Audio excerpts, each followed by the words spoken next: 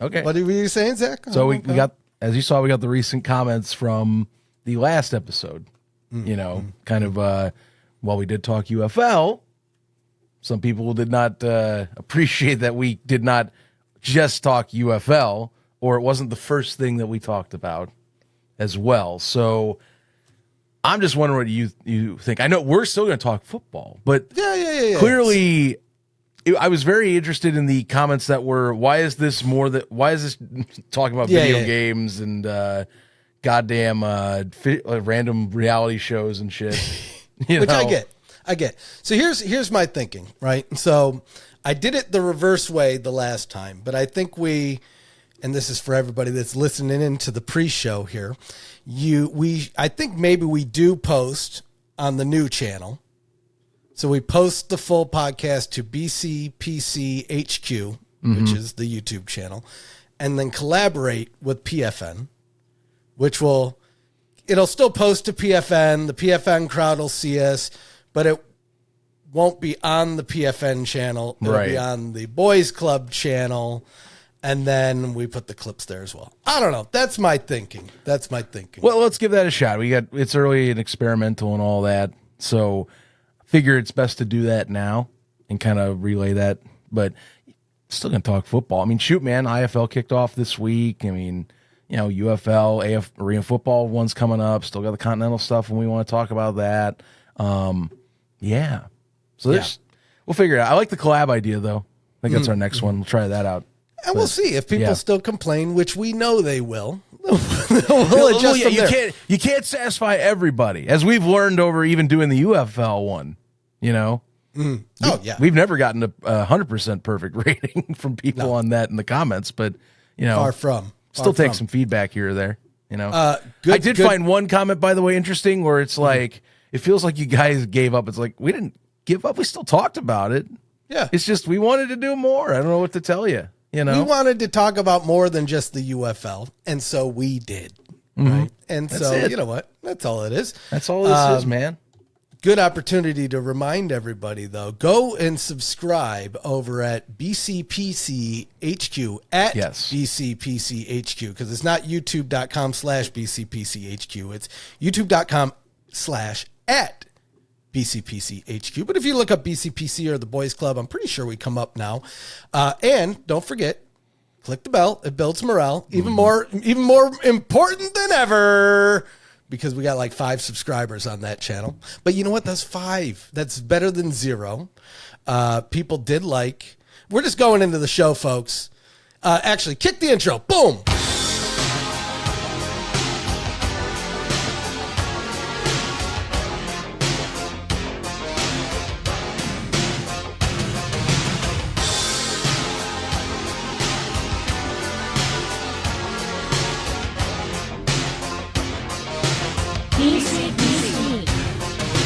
All right, now we're back, guys. All right, so I don't know. We're just going to try new things on the show as we just did.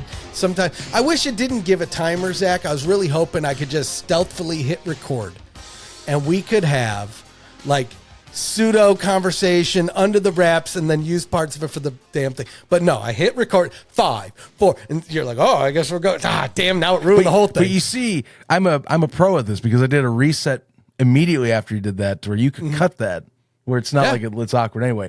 That's what over 100 episodes does to you as a person. You figure it out. You just roll with it, man. That's how Hell it goes. yeah. But here's the deal, guys. Go subscribe to us on the new channel, the second channel. The videos will still appear over on PFN. We're going to collab unless people complain too much. But you know what? We started that damn channel. Another option that we could do, I know we're spilling over into the regular show now. I do have the Ref channel that started out as the XFL Newsroom channel that has like a good 1,400 subs over there. Now, we might run into the same complaints.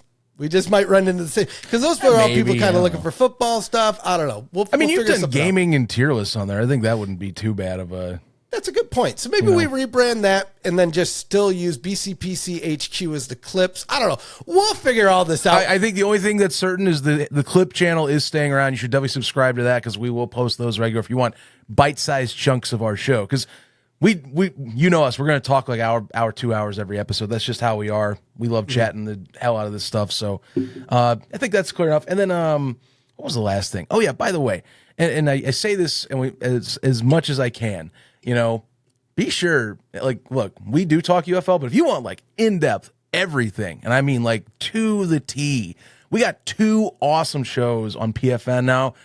We cannot recommend it enough. Go watch Around the UFO. Go watch UFL Tonight, which, by the way, is blown up. It's been, James Baker's done a fantastic job. People love that show right now. So watch those. Watch us if you want to come on and watch us and get a little bit of our stuff and see what else we want to chat about. If you got some others, that's great. But we keep saying it, man. We have wonderful friends and colleagues over at PFN that they are doing some amazing work. Watch their stuff, man. Trust me, you're going to get the info you want. I guarantee it. So. I will say this. I must correct the record on something Mr. Baker said the other day. He said the most watched show in PFN history. Now, I know of a couple shows that were more watched, but you know what? The sentiment remains more the reason. But I will say Spring Stock, some of our draft coverage, there was some things, James Baker, and you know that. Anyway, much more the reason why I'm glad he's on our team.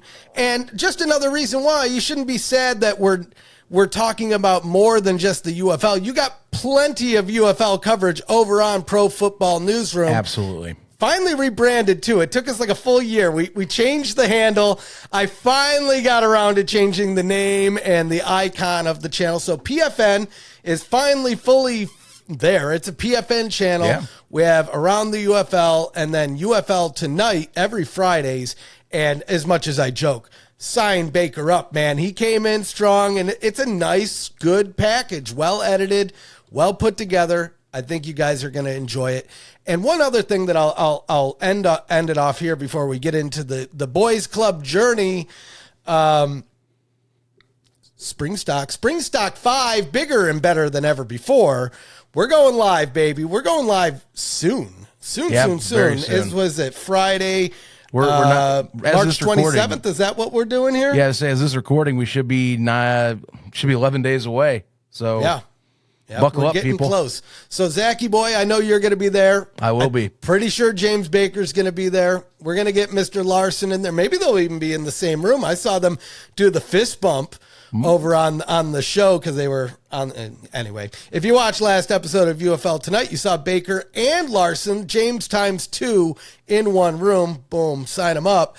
Where the hell was I going with that? Anyway, go give them a follow. Just get ready for more UFL. It's UFL. At that time of year. Oh, it's the most magical sports time of year. We got Spring Stock 5. Yeah. That's what the hell I was talking about. So Spring Stock 5. We're going live on the 27th online. So if you want to follow and watch along like we have for the last 4 other years, that's where to do it. But we're also hitting the streets as well. So the next day on the 28th, I'll be up in Dallas partying with James times 2. At the tailgate out there. We're also going to have a tailgate in Orlando. I'm pretty sure Ducky's doing something in Columbus for the away Aviators game. Stay tuned. Just stay looking at UFL or at, oh my God, man, did I say USFL? Oh my God. At UFL Newsroom or Can't at be a force PF Newsroom.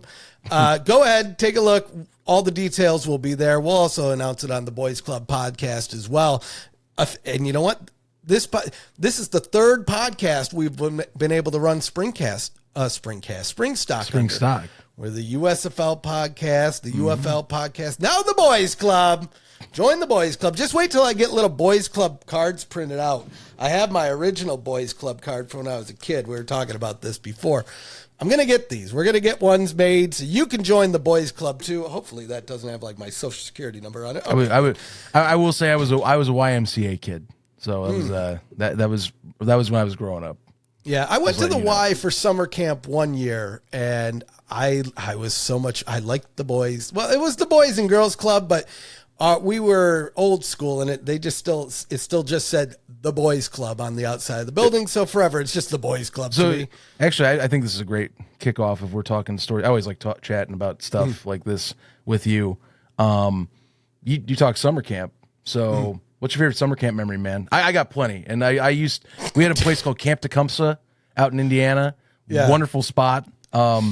was very much a later on learning very much a more Christian focused one. The more I thought back on like some of the stuff, but like it was a blast. It's a freaking blast. Like some awesome childhood memories growing up. You know, I'm trying to think back. So I would say I never went to summer camp in the traditional sense where you get the cool summer camp where you're in the woods, you're camping out, you're either in a cabin or a tent. Although I've been camping, but not with like a summer camp. In regard to the type of summer camp I would go to is more like just drop. It was like daycare. That's the best way to put it. Drop off your kid isn't too young, but they're not old enough child between like 11 and 13.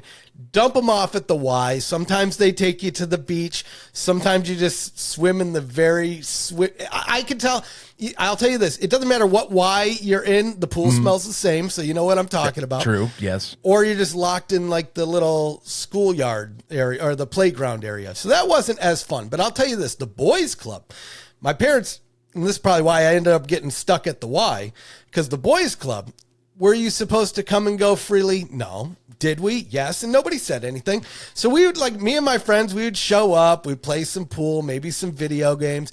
I was in T-ball for a couple summers, but my favorite memories were what we would actually do is like sneak away from the boys club. Imagine being like 8. I got the good old days. The good old days. A youngish lad.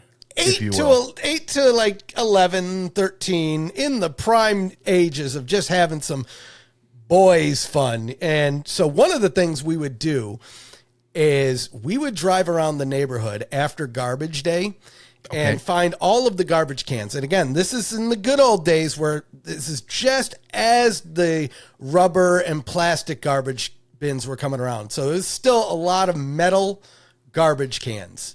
Like the shiny, you kick them, ding, ding, ding, ding, ding, ding, and they're making a lot of noise. And so what we would do is ride our bikes around the neighborhood and just kick down garbage cans. And we would do this so much that it became a thing with the garbage people that they caught on to what we were doing. Yeah. To where they started stacking up the garbage cans. So it would be like pyramids of garbage cans when you go down the block, kick them down, or they would still be on the thing. They're like, go, go, go. We got this one set up. And it's so funny the difference, though, because the garbage men, this is like their favorite part of the day. Whereas the people coming home from work that would catch us in the act of just drilling their garbage cans all over. Because, again, the plastic rubber ones, they're going to bend right back. Oh, yeah. Right? Yeah, of course. Those metal ones, though, we're leaving big-ass dents in these bad boys. And they're flying, man. They're, like, just going. So that was fun. We never really got, I was never the bad one of the group, but I will say there was some stories where I tapped out. I said, nope, I'm not that bad. One of which, I can't remember what my friends were doing, but they were doing something they shouldn't have been by somebody's fence. And young me was like, this feels like something bad's going to happen. I'm going back to the boys club. Sure as shit. Something happened where one of the friends ended up going through the fence. Ooh. So like, it was like one of those panel fences. So it was like, I don't know what, plywood, I guess, you know, and it's missing like 3 of these panels. Granted, the cops got called, this and that. So those, again, I grew up in Metro Detroit. Those are the things that we had fun, you know, going through abandoned buildings, but that was a little bit later. that was probably around 16 and up. Summer camp was fun though. I do missing like, you know, you have like a different friend group over the summer. Yes. Sometimes you meet up with them again the next year. Sometimes you never see them again. I think Facebook for me, it's interesting because like I had that whole thing where like, yeah, we had a great time at summer camp, and like it was at the time when Facebook was just getting big. When I was as a kid, like let's link up as friends on Facebook. And it's funny, I go on my Facebook friends list anymore. There's one person I say I think I kind of still keep up with. The others I'm like, what is your life has changed a lot. What are you doing? Who is this guy? What did he look like when I was younger? I'll just still keep him as a friend. Screw it. I guess I don't know. I guess I'll just. I have a lot of friends like that. I feel like I am the friend that you're talking about to most people, though. They probably look at him and they're like, "What is bro doing? He's wearing dude's in his 40s wearing a ref shirt, talking about whatever we're talking about at the moment. Yeah, but no, I get it, dude. Good times, man. The boys club, the Y. Wouldn't it be great to just turn back time and have like, you didn't need to care anymore. Yeah. It was in the summertime. You get to play. You play your game for a whole week. We had this debate at work, and it feels like when we go in, and there's a specific like section of my job where like if you get assigned this specific part of the place, we kind of can like be isolated, and almost it's like our own room, almost like I would call it our own boys club of sorts, or whoever's there. We just shoot the shit and whatnot. But most of my shift's guys, so it's really that. But we'll like it's almost like these political debates or like debates on certain things about life and society. And one of the things that came up recently was, would you trust your kid? And it was called the run of the milk, I think run of the milk store test or run to the grocery store test, where it's like, would you trust your kid to walk to the grocery store unaccompanied by themselves in 2026? And in my head, like I originally said, think about my neighborhood, which is just an apartment complex. I see kids running around all the time and they're having a good time doing their thing. I'm like, yeah, I think so. And then we started debating. It's like, okay, maybe not. Maybe things have changed a bit, and I think there's a lot of societal stuff with that. Because like you and I know there's a bit of a gap with you and I in age, but even like me, I grew up I was born mid '90s, early 2000s and stuff. I had the cul-de-sac experience as a kid. I would leave the house. My parents, it's like, hey, just come back by this time for dinner, and me and my brother would just go f off with the neighborhood kids and do whatever shit, ride bikes, go explore the woods around our houses or whatnot, and get into some wacky stuff. And it's just like, the more I think about it, it's like, yeah, kind of society kind of doesn't feel like that's a thing that happens as much anymore. It doesn't seem like that's projected as much anymore. I think it's, I feel like you think the same way. I mean, you're like 80s, 90s. So like you definitely were in that era for sure. Oh, it's almost a different world. Now I will say there is glimmers of hope out there. For instance, in my neighborhood. Now, granted, my neighborhood's not a great example. I'm off kind of like, it's like, what's that movie where Pleasantville? It's almost like that, where they go back. It's not like Pleasantville, but it's not of its time. It feels like sometimes. For instance, we have, I'm going to call it a gully. It's not a gully. It's those big tracts of land in between where they put like the utilities, the easement. Yeah, the easement that goes like, it's pretty wide, it's pretty long, but it goes like, it's like a little, almost like a half pipe. It's not a half pipe. Okay. Like a big it's a little gully down. Yeah, kind of.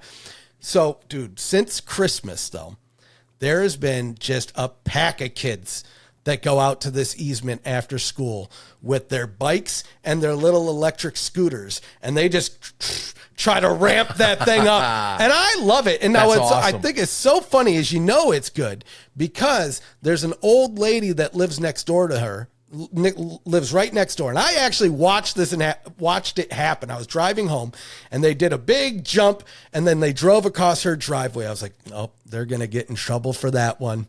That lady is going to complain. And sure as shit, I don't know, like an hour or two on Facebook. Of course. We have a Facebook neighborhood page, and this lady's like, don't get me wrong. I love seeing kids outside the house, but don't they have respect for people's driveways? And I was like, listen, lady, in the day and age where we're at, we should be paying those kids money to go influence other kids to go spend time outside. Now, I'll tell you this. Yes. I would say if you just go outside nicely and say, hey, kids, I love what you're doing, but watch my driveway. Half of them might say something smart ass. I'm not going to lie. But the other half, they're going to listen. And you know what? And I'm going to give the old lady advice here. I know what works. I was a piece of shit kid. Bring out some cookies. Bring out a lemonade. Do something. Be like, hey, here you go. Blah, blah, blah. Do you mind something? If you give them give them a nickel. These are kids. They're going to be like, oh, look at something shiny. Nonetheless, I love seeing kids having fun. Knowing kids, they might be like, why the hell am I getting 5 cents? What can I do with 5 cents? I know. Sooner or later, it'll be like the penny. It'll be gone. It won't even matter. It'd be more like a bribe. Can I have like $5? Can I have $5? Yeah. $1 doesn't even go far anymore. Can I get 5, please? I know. Yeah, you can't even use $1 at the dollar store. That's a truth. That's a fact. That's unreal though. But yeah, man. I mean, that was a debate at work that and we have some great talks at work like that, but like that was one where it's like, yeah, that's a good point. you know. But I'm glad that like, there are still places I imagine that happens, but it feels like that's like, and part of it's internet culture, part of it's discussion around it, and like more talk about things and more pointed things in like media and coverage. And I feel like that kind of just plays into that, where it's like that's a decline, maybe not fully gone, because I agree, like your neighborhood, no, that's the type of neighborhood I grew up in a little bit, but like maybe not as like I would say higher end in some way houses. Ours was like more like classic middle class like neighborhood with cul-de-sacs and all that, but like, you know, it's not fully gone, but it's definitely waning is how I've thought about it, you know? I mean, yeah, I think about if I lived where I lived when I was a kid, no way, not now. There's no chance. I'm shocked I even got away with as much as I did. Like, again, we're talking about, you know, the early ages of like 8 to 11. But I think about now, I don't know, do you send your 8-year-old kid out to go even walk to his friend's house alone? Probably not in a lot of neighborhoods. Granted, my neighborhood's different though. It's so weird out here. This is why I have a golf cart, Zach. I couldn't be shamed by like 13-year-olds. If you're a kid, you don't even need a license around here. Everybody's just driving around in a golf cart. That's a shame. It should be against the rules. That's why I had to get one. I was like, I can't let these little kids mog me. I need to be out. No, not like that. Not today. Mog you? Yeah, just riding by. Oh, yeah, look at you and your automobile. Oh, get out of here. Yeah, that's why you got the blaze orange with the silver rims. That's right. Just wait till I get the spinners. Got to get the street cred out there. You know, I do need to, I bet you I can get some swangers for that bad boy. That's what I do need to do. Is last time you and I hung out, you definitely said this, and it's going to happen at some point. You're already projecting it enough.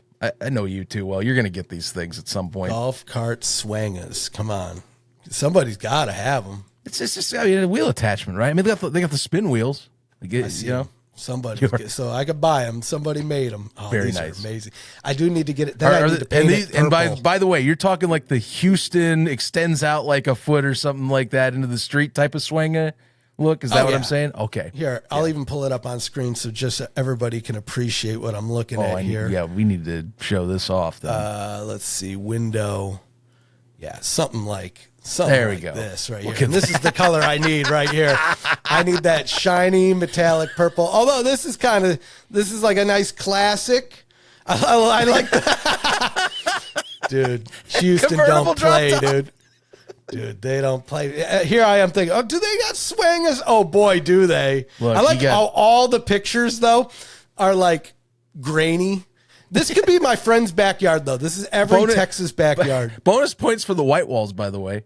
Yeah, that's just a little extra chef's kiss on top. Dude, I love the little drop top convertible. The spare. That's so funny. The way I see it, if the city doesn't come out to you immediately, you got to bring the city with you, pal. you got to be the one that starts the new trends out your way. This. Dude, this is amazing. Okay, make the HOA have conversations. I'm going to have to find out how much swing is on a golf cart cost because I have to do my HOA. They're not going to care. I bet you they'll give me a reward. They'll make me Citizen of the Year. Citizen of the Year? They have Citizen of the Year in my neighborhood, and I don't know how you get it. I know I'm never going to get it, but I assume it's probably for the people that set up like, oh, boy, Zach, I think I just missed it. But so we have different events throughout the year. Mm-hmm. So I'm assuming it's mostly like there's a men's club, there's a women's club, there's a bridge club. There's a lot of older people centric stuff in my neighborhood. Speaking of, one year I'm going to have to build up the guts to go to what they call the Walden Follies. It's a local play show. I don't exactly know what it is. I think it's like vaudeville. Okay. And it's all of the people that are like 80 plus in the neighborhood that are in the play. Now, granted, when they started the Follies, they were all in like their 20s and 30s. But they're at like the 50th annual one now. Wow. Yeah, right. And I mean, they only sell like 100 tickets to this thing. It's only for my neighborhood. One year I'm going to have to go. I think I just missed it this year. I'm going to have to get in on this because it's one of those things, Zach. Soon, it will be no more. Right? There's nobody. Yeah. Yeah. There's nobody hankering at the bit to be like, I am the next generation vaudeville act for just one neighborhood one time a year. Nobody's doing that. And that's a damn shame. It kind of goes in line with what we were talking about in like the change in the world a little bit. Yeah. It's similar to church markets, Zach. Church markets will continue to happen, but like I look at who is it? Red Cow Arcade. I think I've told you about them before. I've watched They some go stuff to a from them, church yeah. market Yeah. in I don't know, Rhode Island, Massachusetts, somewhere. Don't kill them. I don't know where exactly it is. But there was some group of pastry ladies that made some type of pastry that was local to the area, and sooner or later, one year, it just wasn't there. Now they had like somebody come in the next year to sell some, but they weren't like homemade. It wasn't the same. And like slowly but surely, we're losing those bits and bobs of the world. And what are they replaced with? Food trucks? Come on now, guys. Anyway. Culture changes over time. Some things fade, some things stay the same. But the beauty of the internet is it's almost like an archive for everything. That's what's great. You can always look something up or whatnot. It's awesome. That's like the one benefit of the internet is that I love, or like I say this with YouTube. It's like it's a historical archive. As long as you keep it up and present, like you can always go back and reference things and like, get to access a ton of this old content and data and whatnot that maybe wasn't able as or readily present in recent decades. So that's what's amazing. I give that's the one part of the internet I'll say if that's a benefit to the world, that's what it brings the most, I think, is archival and historical relevance and at least preservation for stuff.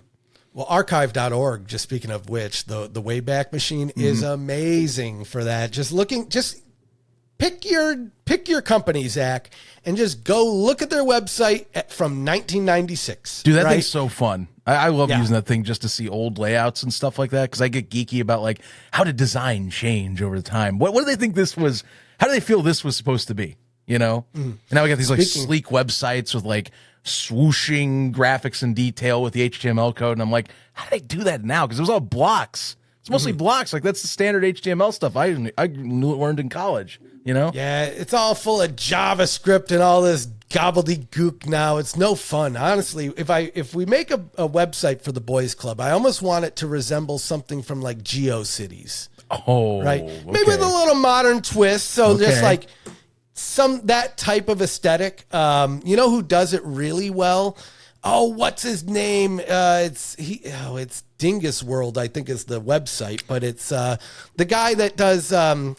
He also has a channel, Garage Time, but he has like a green iPad case, and he reviews old crappy like iPods and MP3 players. Why can't I think of his name? I watch him all the time. Hold on. He talks about Dingus and crap like that all the time. Dingus, whatever. Anyway, I'll think of it at dingusland.fun is his website. Okay, because I found another one called shopdingus.com, and I don't know if that is whatsoever what I'm looking at. Yeah, I don't know if those are the same, but the one I'm thinking of is dingusland.fun. It's just a great example of modern web. Dude, this is retro, 90s and early 2000s cheese. I love this. Oh, can you pull it up? Actually, can you pull this up? This is great. This up here. I love this. Like the freaking the Microsoft Word art and stuff like that on here, or the weird the weird sidebar ads that are like somewhat visible. Yeah, so he has in his show here, little. Does that fit right? Okay, that's a little bit better fit there. So that's his Snake Frank, which is a constant. I think he shows it at the end of each one of his videos, but he has things from each one of his different channels here. So you have like his Nugget Den, which is like it plays sound like a 56K modem every page you change. So I don't know if that came through for you, Zach, but it might come through for the others. So he has like a car channel. And so you'll see he has makes Pokemon cards for each of the cars that he features on there. Another thing for his snake and blah, blah, blah. I just love the design. My favorite part of this website, just because it is a core memory that comes back from a kid messing with a PC that was my parents, like the computer room. Is the Frank the Game dinosaur, because, and you probably know this, and maybe they still have it, is you could go and change the cursor to be dinosaur themed with loading screen stuff. And this was the loading screen. It wasn't the hourglass. It would be the walking dinosaur if you clicked on like a site and waited for something to load. Yeah. I haven't used that in years. But it's so funny that you bring that up because I've been out estate sailing, right? As you do. And the great thing about estate sales is you come across things that you forgot existed. Like it wasn't that long ago, but it's from a time that no longer exists. And one of those things, and I'm still kicking myself for not buying it, although I wouldn't even be able to use it now. It was a officially licensed LucasArts Star Wars Windows theme pack on disc in like a big box. You know, like you would buy a big box game. But the only thing that it came was a disc that if you put it in, it would install a new theme for your Windows. So again, if your startup sound would be like a lightsaber, and you know your icons would change, your colors would change, but it's just from the same line of what you're talking about, that dinosaur pack of like where it changes your cursor and all that. That doesn't, I'm like, you can go and change all of these things manually, but there's nobody selling officially licensed Windows theme packs anymore. Like, man, what a time to where you could truly customize every little nook and cranny of your PC. And it was made to be that way. It was encouraged, right? Yeah. Not anymore. Yeah. Fun how that stuff works. That's a great little discovery. I recommend. I definitely feel like that. I'll be exploring more of that. I actually clicked while we were doing this. I clicked on one of the icons, and it has the old floppy disk grind noise if you click on like as a load, which I was like, oh, that's so cool. That's just fun. I love stuff like that. Like just a little extra effort put into stuff like websites and whatnot. It's just neat. That makes me want to explore more. So really cool. Like that. And by the way, if you want.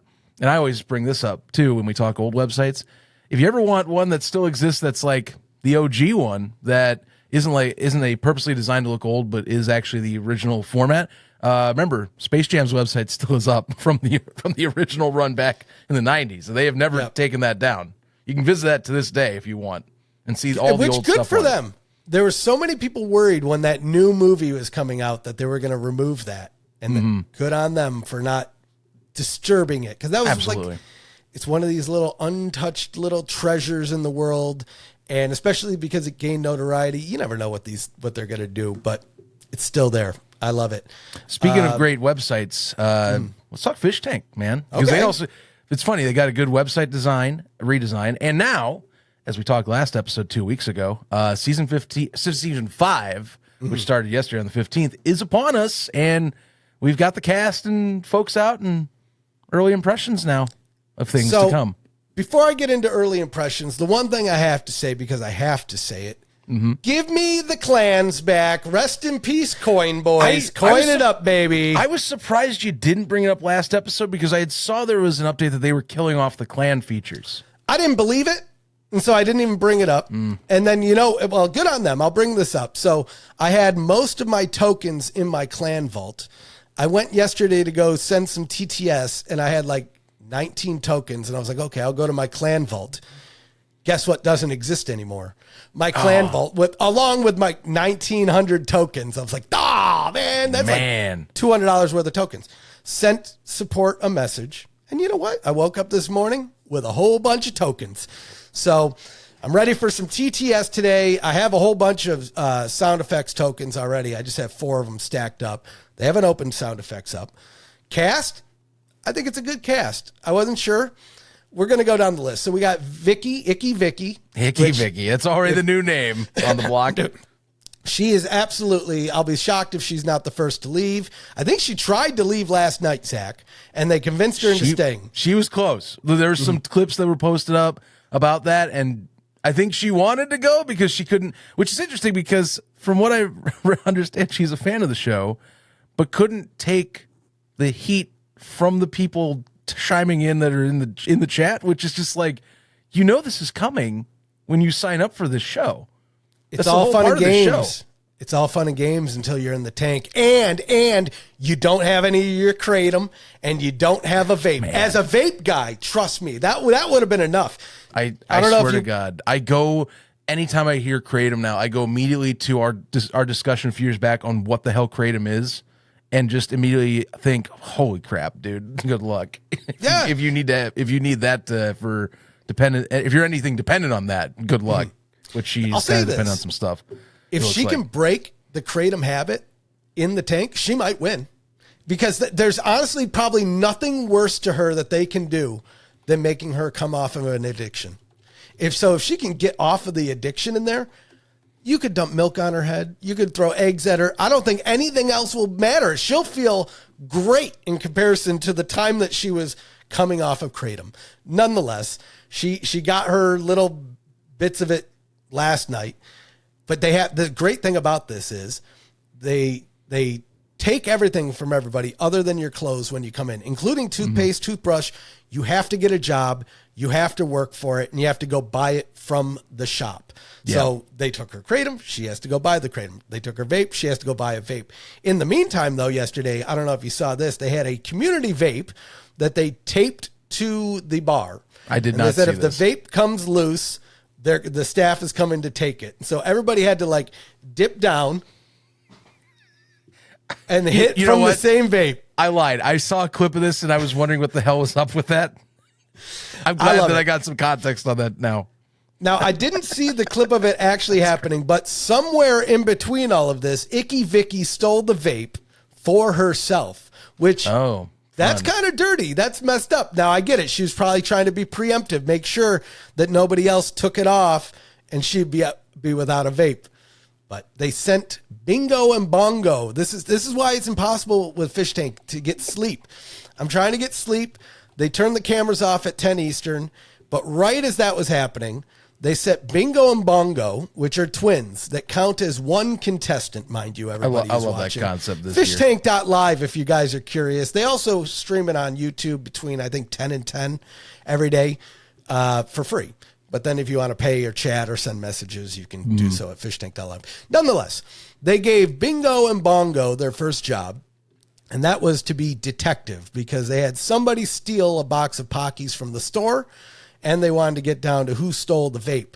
And so they had to issue 2 tickets out, one to each person, get the right people, and find the proof. And you know what? They did it pretty damn quick. They got JD with the Pockies pretty instantly. And they got Landon with the vape, although that was wrong. But it didn't take very long to figure out who would be stealing a vape in that house.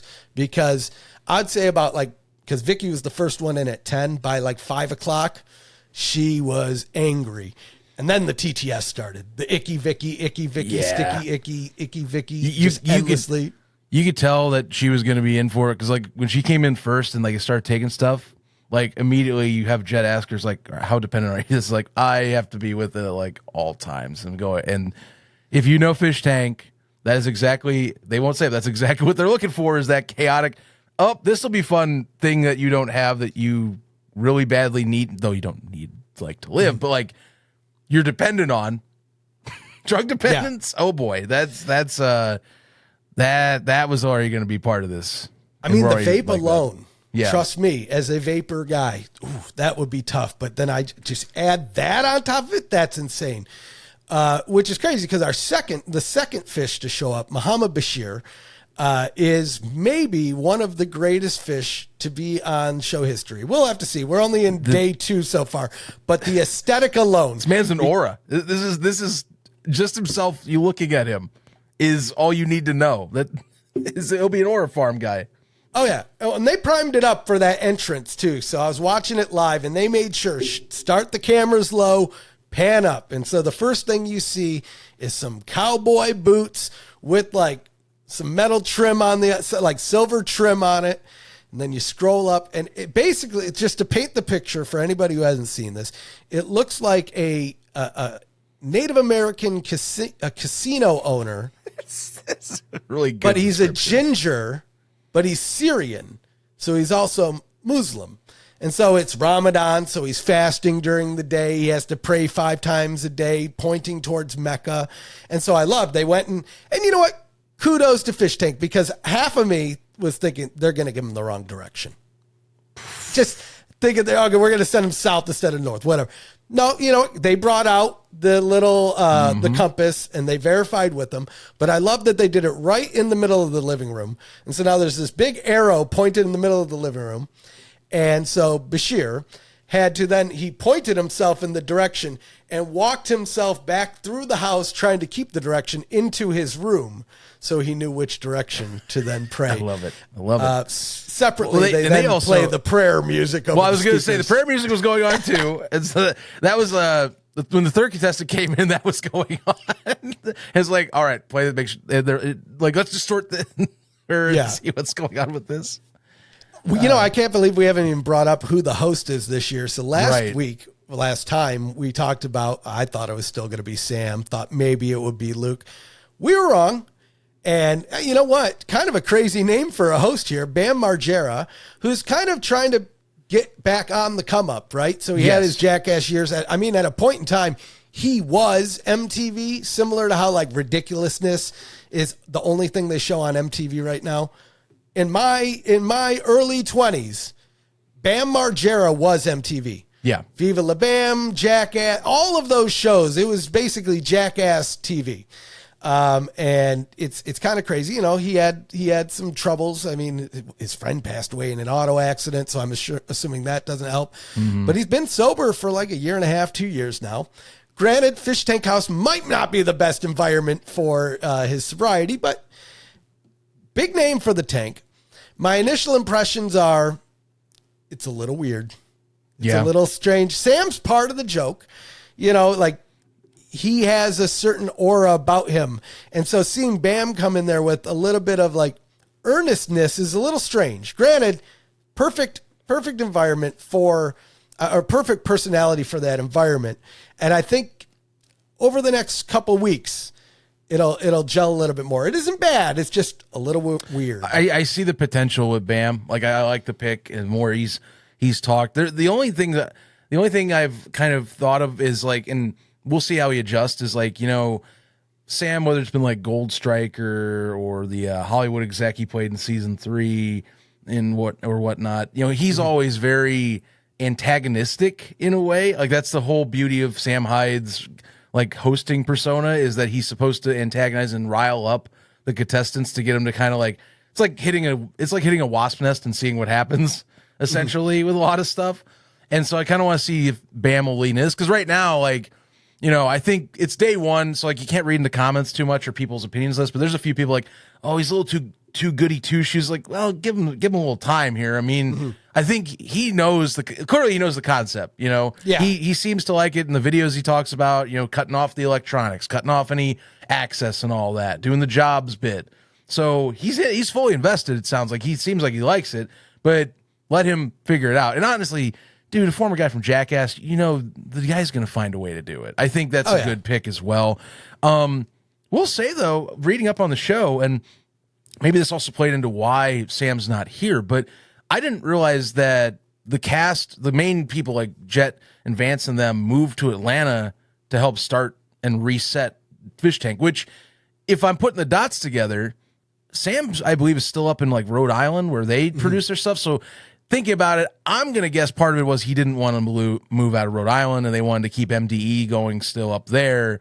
And so why not let the main guys who run the asylum anyway just take it down there and do their thing, and you can still run support. I think that's what happened, if I'm being honest. No, 100%, especially because he's got the Sam Hyde show going out, right? Which so that's kind of like a lot of his focus. It's funny because it's almost like he's reviving his older stuff from back when he was at Adult Swim levels, where he's trying to get back into that type of thing. So that's interesting to me. For sure. And I mean, Fish Tank doesn't need Sam. I mean, doesn't seem like it. The cast is good. As long as you have a good cast, which we've only scraped the surface of it here. But I think Bam will ease into this. Another call out before we get to the rest of the cast, something that they've mentioned a few times, 4 weeks.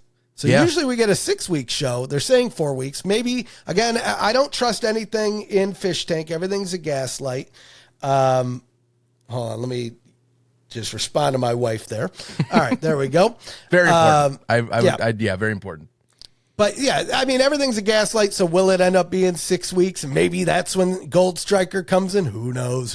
I don't know. I'm not going to speculate. But still early in the show. third contestant up, though, JD, I would say he's probably the most, I don't know, there's not that much interesting about him. I think he wants to be interesting. According to BAM and their confessional, there must be something in the notes, though. So here's why I have my eye on JD. Is BAM, when they were waiting for him to come up, BAM said, oh, this is the villain guy. So I'm like, oh, okay. All right. So there's something in the notes about JD. Right. And he's going to open up his true powers, I feel like, in the near future. He does give me chaotic energy, just the initial like profile pic I've got. I'm using kind of the Fishtank fandoms page right now. Yeah. To kind of just browse through them. He definitely seems like he'll be like one of those guys that's an antagonizer. There's always one in Fishtank seasons. Like that's not Gold Striker or whoever the hell their host is persona-wise. He seems like he'll be it. Like almost like who's the Indian dude on season 3? Symbol. Yeah. I think he'll be like that. Where it's like, dude, what the hell are you doing to me? Get the hell away from me, you know. Man, Symbol's going to be hard to top. Everyone in that house hated Symbol. They hated him by the end. Dude, the first episode, by the way, of the produce edit, which again, that's also out too. If anyone hasn't seen that, that's happened since we did our last show. That was gold. Like you immediately could tell this guy's going to be, and I watched a little bit of season 3, kind of keeping up with it. This edited version, he's going to be a freaking menace. I can already see it. I can't wait until the fully edited version of season 3 comes out because there's so many things that episode 1 came out, episode 2's out now. I haven't watched it yet, but then I just started remembering all the things they did in season 3. Like there was a moment where they kept bringing in new people. There was like 20 plus people in the house for a quick second, and it was amazing. JD, my eyes on him. We'll see. Another interesting thing, just I'll weave in before we get through. So they're not stocks. Don't call them stocks, but they have Stoex on the website, and you can pick.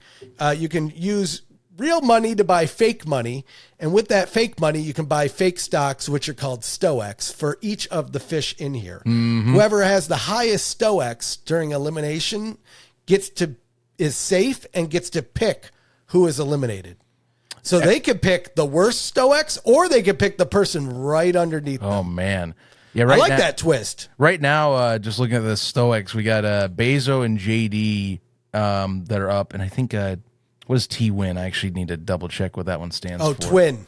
Oh, okay. Bingo So bongo. that's what we're doing, Bingo Bongo, which, again, there's 2 of them right there. Having a twin set that acts as one, I think, is a genius idea because they've been doing that so far. Like even before I came on today, like watching with them getting the Ladybug assignment, it's like it's hilarious. They're like acting like the cartoonish hive mindy. We both think the same thing and the same thing. They're together. from your neck of the woods too, Zachy boy. They're from Mesa, Arizona. Oh my God! One day you're going to be out getting some in and out. This. That's wild. Yeah. That's freaking wild. Bezo, just to move down the list, I got to talk about this. So I don't even know how to explain him. He is Gen Z in a person. Yes. He's got the broccoli hair. He's got all that.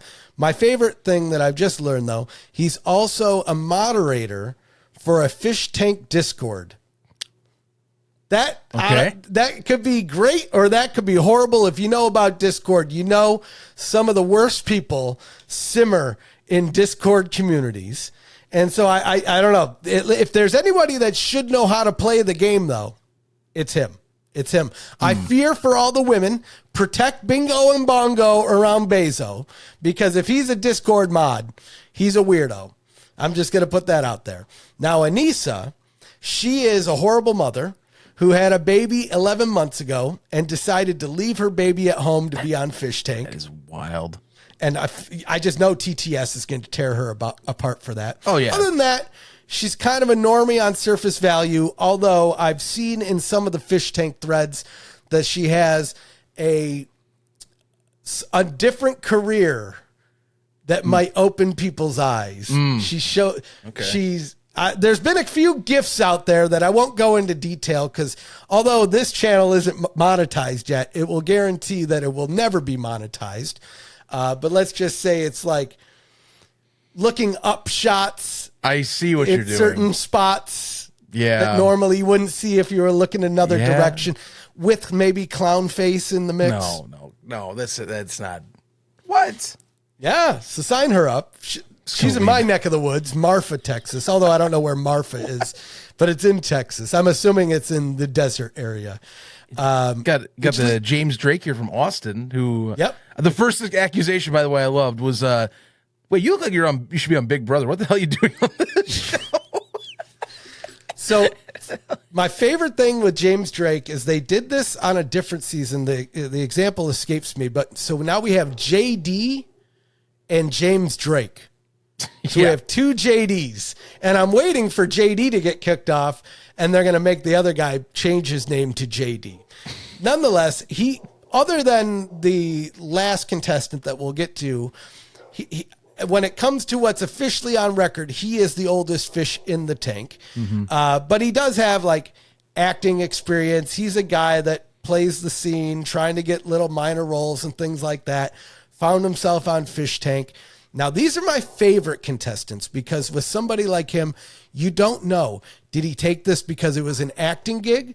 Does he not know anything about Fishtank? Right? And because I've seen this before. There's been actors on Fishtank where they thought they were just going into another reality show, and they were going into Fishtank. And you see that moment on screen where it's like, I am way over my head.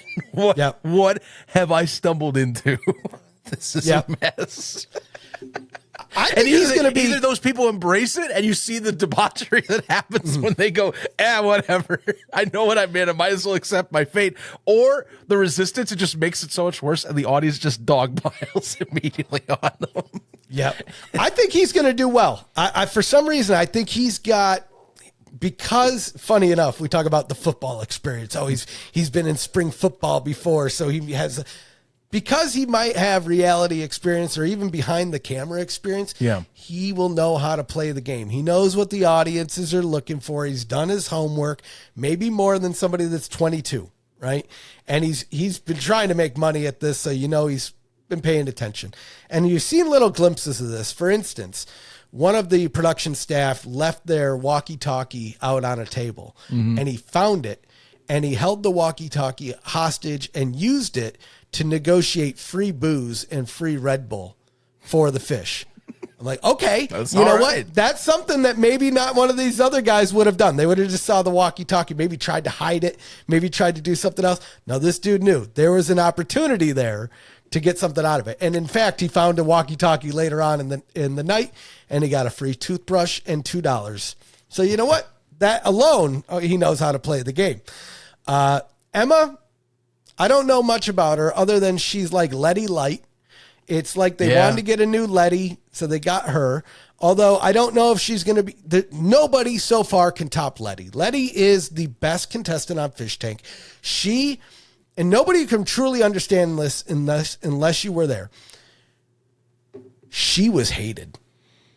People hated her in the chat. The internet hated Letty. There was a core group of people that I was rooting for Letty because everybody hated for her. And there was a bunch of weirdos rooting for her because they wanted to like see feet pick and things like that. But I'll be frank, like if there's any contestant that I feel like has ever jumped into this series and immediately was like, okay, I'm just going to embrace the insanity of this place and just be part of the insanity and make it where like I'm going to be the directors loving all this for the content's sake of it. It's her.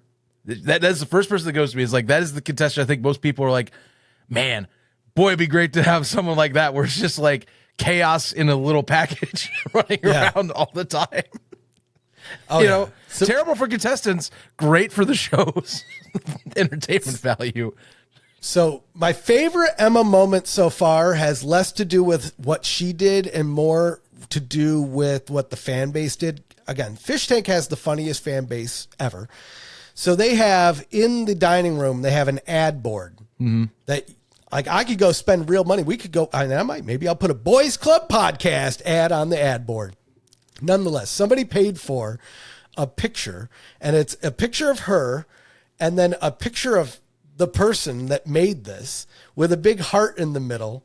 And it's like, I love you. And she saw it and she's like, I don't know who that is. I have no clue who that is because people are just assuming maybe that's her boyfriend. Somebody made this, put it on no, just some random guy just started putting them together. Now it's become, I've seen like 3 or 4 guys that just took the same picture that the guy made and just put themselves in that guy's picture. Yeah. I love that. I just love that so much. But again, the ad board, there's a lot of other funny things that have been on there that I won't mention.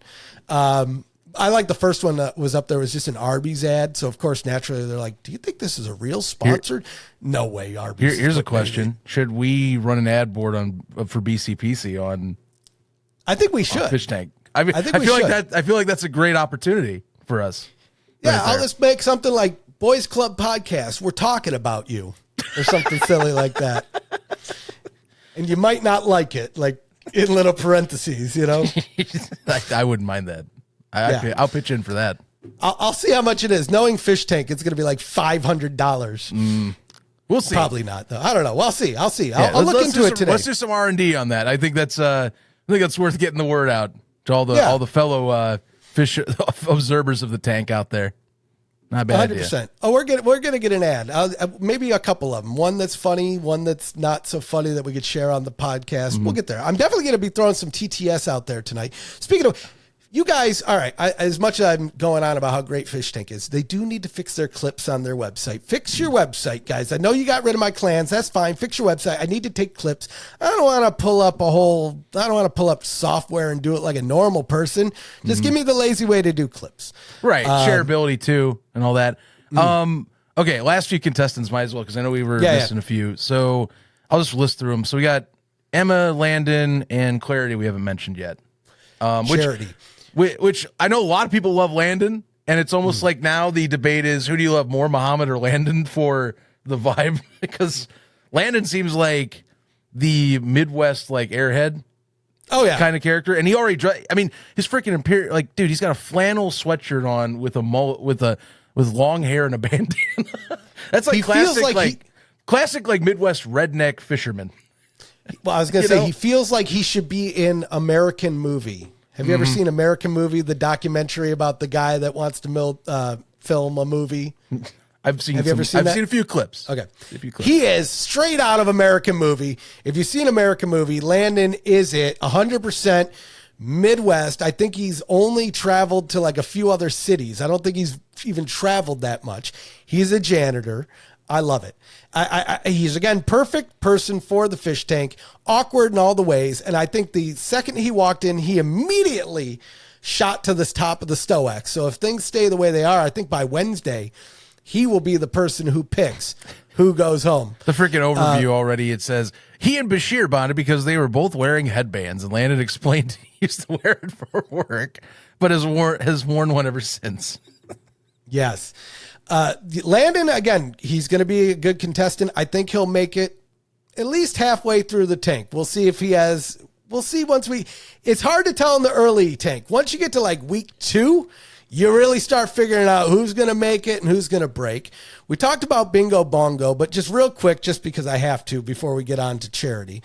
Bingo Bongo, maybe, if I was saying like it's going to be hard to top Letty, Bingo Bongo might be there. I really like the dynamic a lot. I really do. 2 people, 1 contestant. If one gets eliminated, they're both out. Now, Vance said this on the overnight stream. They moved to the basement, and he had relayed somebody's message that said, if Bingo died, Bongo would be sad. If Bongo died, Bingo would also die too. And if you watch them enough, it totally makes sense because you can see one is 100% reliant on the other one being there and being around there and whatever. And that just sums up Bingo Bongo. And it's not even their name. I was watching live when they were bringing them out of their room up to the top. And they said, hey, we know your names are this, but from now on, your name is Bingo and your name is Bongo. And you know what? They've stuck to it. You know how many fish I've seen come into the tank that's had a fake name that within like 10 minutes blows their story? No. Bingo Bongo are Bingo and Bongo. Forever they will be Bingo and Bongo. I love it. And they're just goofy. And they have a shot at winning this damn thing. The fact that they played the detective thing, they're in it to win it. Yeah. But it's hard for me not to love Charity. By the way, my first time I read their names, I thought they had named them Bing Bong, and I just thought that was gonna be a great play. Like, oh, this will be the rest favorite too, because it just that's one of your favorite jokes. Bing Bong. Oh, yeah. Here we go. So close. And maybe it is because I'm always typing Bing Bong in the damn fish tank chat. Maybe Bing Bong. I don't know. Charity though. Charity. Where do I start with Charity? Boy. I don't know. She's either going to make it, or she's going to fall apart, because I don't know if she truly knows what she's getting into. She is, though, a lifer TV reality person. Not in a big way, but she's got all these little minor roles. For instance, she was on MTV Next. Did you know that, Zach? Yeah, I think I saw someone mention that on Twitter about that. But somebody found the clip. I don't know it's what great. MTV Next is. I'm going to be honest with you. Well, let me take you. This is from my days, Zachy boy. So back in the late 90s, early 2000s, TV was rife with really bad dating shows. Just really now, bad. I'm aware of like that. Third Wheel and all those stuff, Blind Date, so on and so forth. So Next was an MTV version where they would have 3 guys or 3 girls in a trailer, and then somebody else of the opposite sex outside, and they would go through the dates. And once they got tired of the date, they'd say, next, and then they'd send the next person out, and whoever makes it the date and goes on. And then another date wins. And it's so funny, Zach, because I went back and watched this not too long ago. You know what they won? They won like $1,000. That's like nothing. That's like nothing. And so Charity, she was on this show in her 20s, in like the late 90s, early 2000s. And she actually went viral at the time. In the early instances of what going viral was, because the second she walked out of the trailer, she fell down the stairs. Oh. And so it was on like Talk Soup and all of the shows of that time. Again, early internet, before Reddit, before this, but still when things went viral in a different way. And so that's who Charity is. But beyond that, she laughs after every sentence. Oh, I love the house. Ah! Yeah. Watching her face during those TTS last night was priceless. So they normally do the counting rice challenge to start off the season. Last night they had counting ice. Counting ice, yeah. Which I love. And it's basically what it came down to. Whoever said the highest number won. So Landon at the end just said a higher number than everybody else, and he won. Because how can you count ice? First, do you think they know how much ice is in that bag when they dump it out? 2, they're dumping the bags all over the floor, so you can't contain what was in each bag. And 3, ice melts. It's a great psychological game where just be like, okay, you just got to be smarter than the game. Yeah. That was so good. I thought that was fantastic. So it's going to be a wild show. We're only on day 2. They're just starting to get their jobs now. Landon's working in the shop. The Bingo and Bongo had to go find 50 bugs, and they did. They're in it to win it. They got their 50 bugs like within an hour. How did they find 50 bugs in this house? A little disturbing, but I love once they found the 50 bugs, Jet then tells them, well, I got a feeling these bugs are breeding somewhere in the house. And so now their new mission is to find where the bugs are breeding in the house. Another maybe concerning thing, but you never know with the tank. The Bingo and Bongo found a snake skin on the floor last night, and they brought it to production.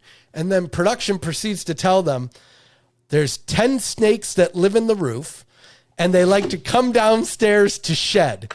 If you can find the other 9 snake skins, you win a secret prize. Now, I'm assuming that's a lie. I don't think that there's 10 snakes living in the house, but I just love the fact that they took it 100% serious, and they are still on the hunt for 9 other snake skins that more than likely do not exist.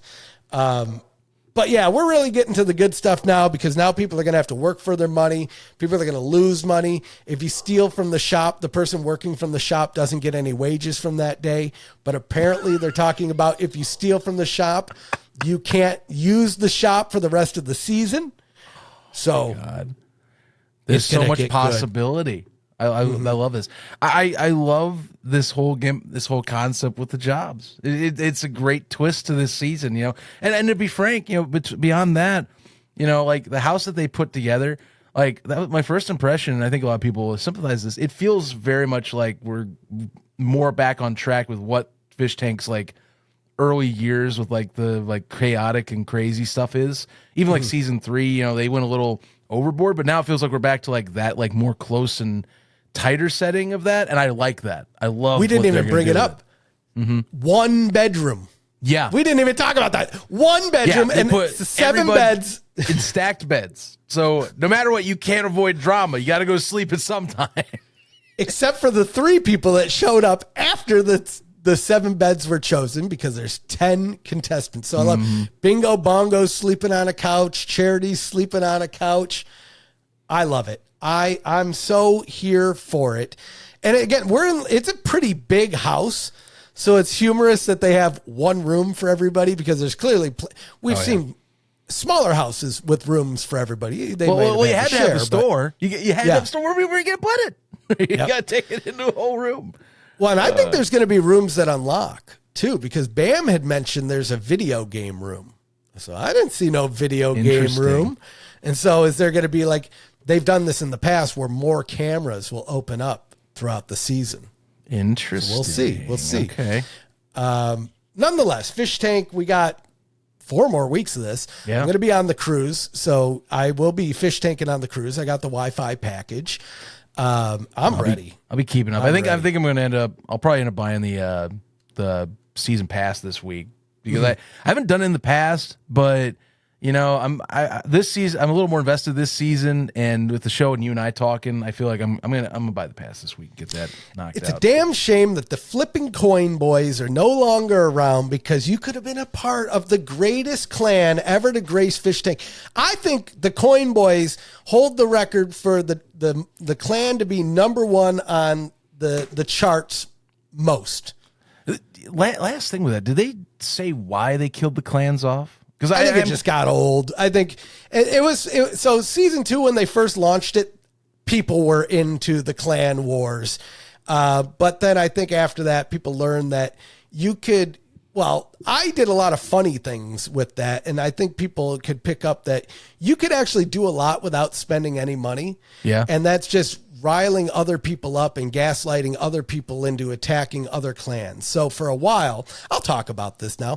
For a while, I had like a bunch of alts. So I'll just say, I'm Detective Coin. So for anybody out there that's coin it up, baby. But I was also Osama Bin Laden, which was you're releasing the entire. Oh yeah. It was so good though. I've been keeping your secret for a while. I know about it. These Was crazy so well. stories. Now the clans are gone. I mean, who's going to really retaliate? The greatest thing I ever did was create that alt, because I would just send my alt into other people's clans and attack a clan, and then they would attack my enemies back just because my alt was in there, and I would just hop around to different ones. Now I have to give a shout out to Aperture, which I don't know if Aperture is actually still in the Fish Tank chat. I think he's got his own thing going on. This dude's the OGest of OGs when it comes to Fish Tank chat. I don't even know how much money this guy spent on chat. There was a long time I thought this guy must have to work for them with as much money that he would just throw away. People would talk trash the Coin Boys. He wasn't even in the Coin Boys, and he would just demolish them. He would use war toys on them, kidnap their people, do all sorts of things. So shout out to Aperture, sign him up. And I mean, there is a bunch of cool. The Fish Tank chat is awesome.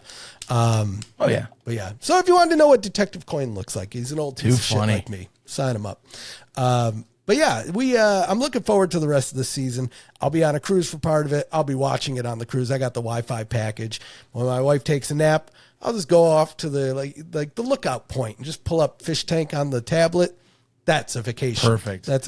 By the way, and I noticed this while I was scanning the site, should be getting episode 2 on of season 3 on YouTube soon. They released it already on Fish Tank's website. So I mean, credit. I'll buy the season pass. I can already watch it, which is Mario benefit. I'll get those earlier, which I kind of want to. Like, see, episode 1 was fantastic. So I'm already like, give me more. This is what I was looking for right here. Yeah. More than debauchery. there was a little drama with that. And so I don't know if this is the inner fish tankdom of it all.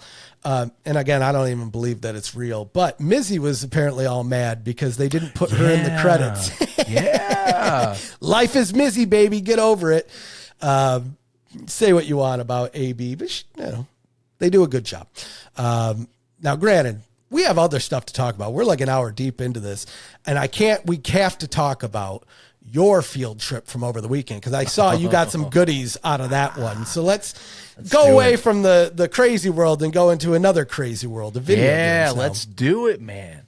Finally got to my first Retro Gaming Expo, and it was going to happen sooner rather than later. Game On Expo Phoenix came out here this past weekend, and I went with basically one of my good friends, and probably my closest friend in terms of like game collecting besides you, that I could say. And we went out, checked out all the booths and all that. Actually brought another guy from work along with us that he's like, I'm just here for the Pokemon. It's like, all right, well, we're gonna give you like a bunch of like info dump on all these old systems and whatnot.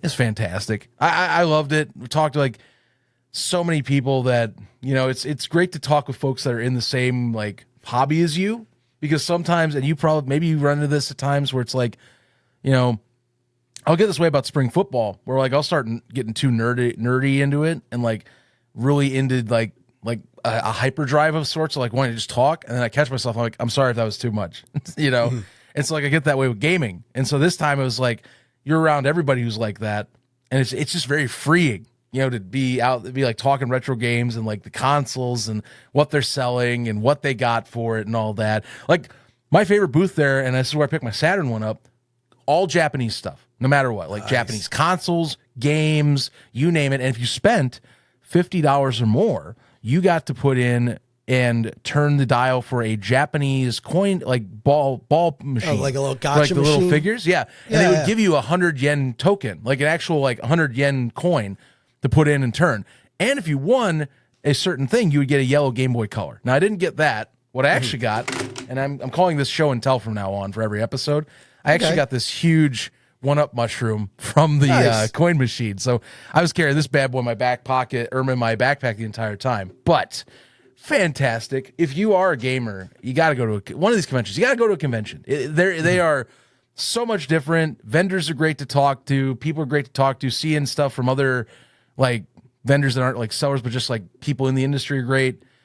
Loved it. And I got some awesome freaking stuff, man, as you saw. I checked off some Holy Grail items on my collection now. It's been awesome and wonderful, and restoring one of them too. Well, I saw, yeah. So you're getting that PS3 back to life. The Sega Saturn, I'm super jealous of. Especially, I've told you the story. Probably never talked about it on the podcast. Mm-hmm. I'm still kicking myself. I was in Salt Lake, Utah, for a month for work. Yeah, over 10 years ago at this point, and they had a Sega Saturn with 2 controllers, all the hookups for like $50. But I was in Salt Lake, and I didn't want to cart it back home. What a fool I am, because they're not like, it's not that they're hard to find, but you don't find those in the wild. You don't find them at Goodwills anymore. That's for sure. No, they're hard. And the one you got is clean, dude. It's like nice. Yeah, the box it looks brand spanking new. And I love the Japanese ones. So like, to get into the weeds a bit, and I made a video on this too as well, if you want on my Twitter. The Japanese ones were colored, so they were cool. You had a more like grayish brown one that was the first model with blue buttons. They had fun with it. And the second one, and the one I have, which is why I love this one, I had to get it. It was the one I wanted once I started reading into it. It's an all-white console with like pink and like variety buttons on both the front and on the controller. And here's the beauty of it: the Japanese Saturn is like super US friendly. Like, there's different power conversions in the US and Japan. Like Japan, it's a 100-watt conversion, whereas US, it's 120. So like, I have a Famicom, and like Famicoms, if you plug them into the outlets in the US, there's a high likelihood they could just blow out because they don't have great resistors to that power.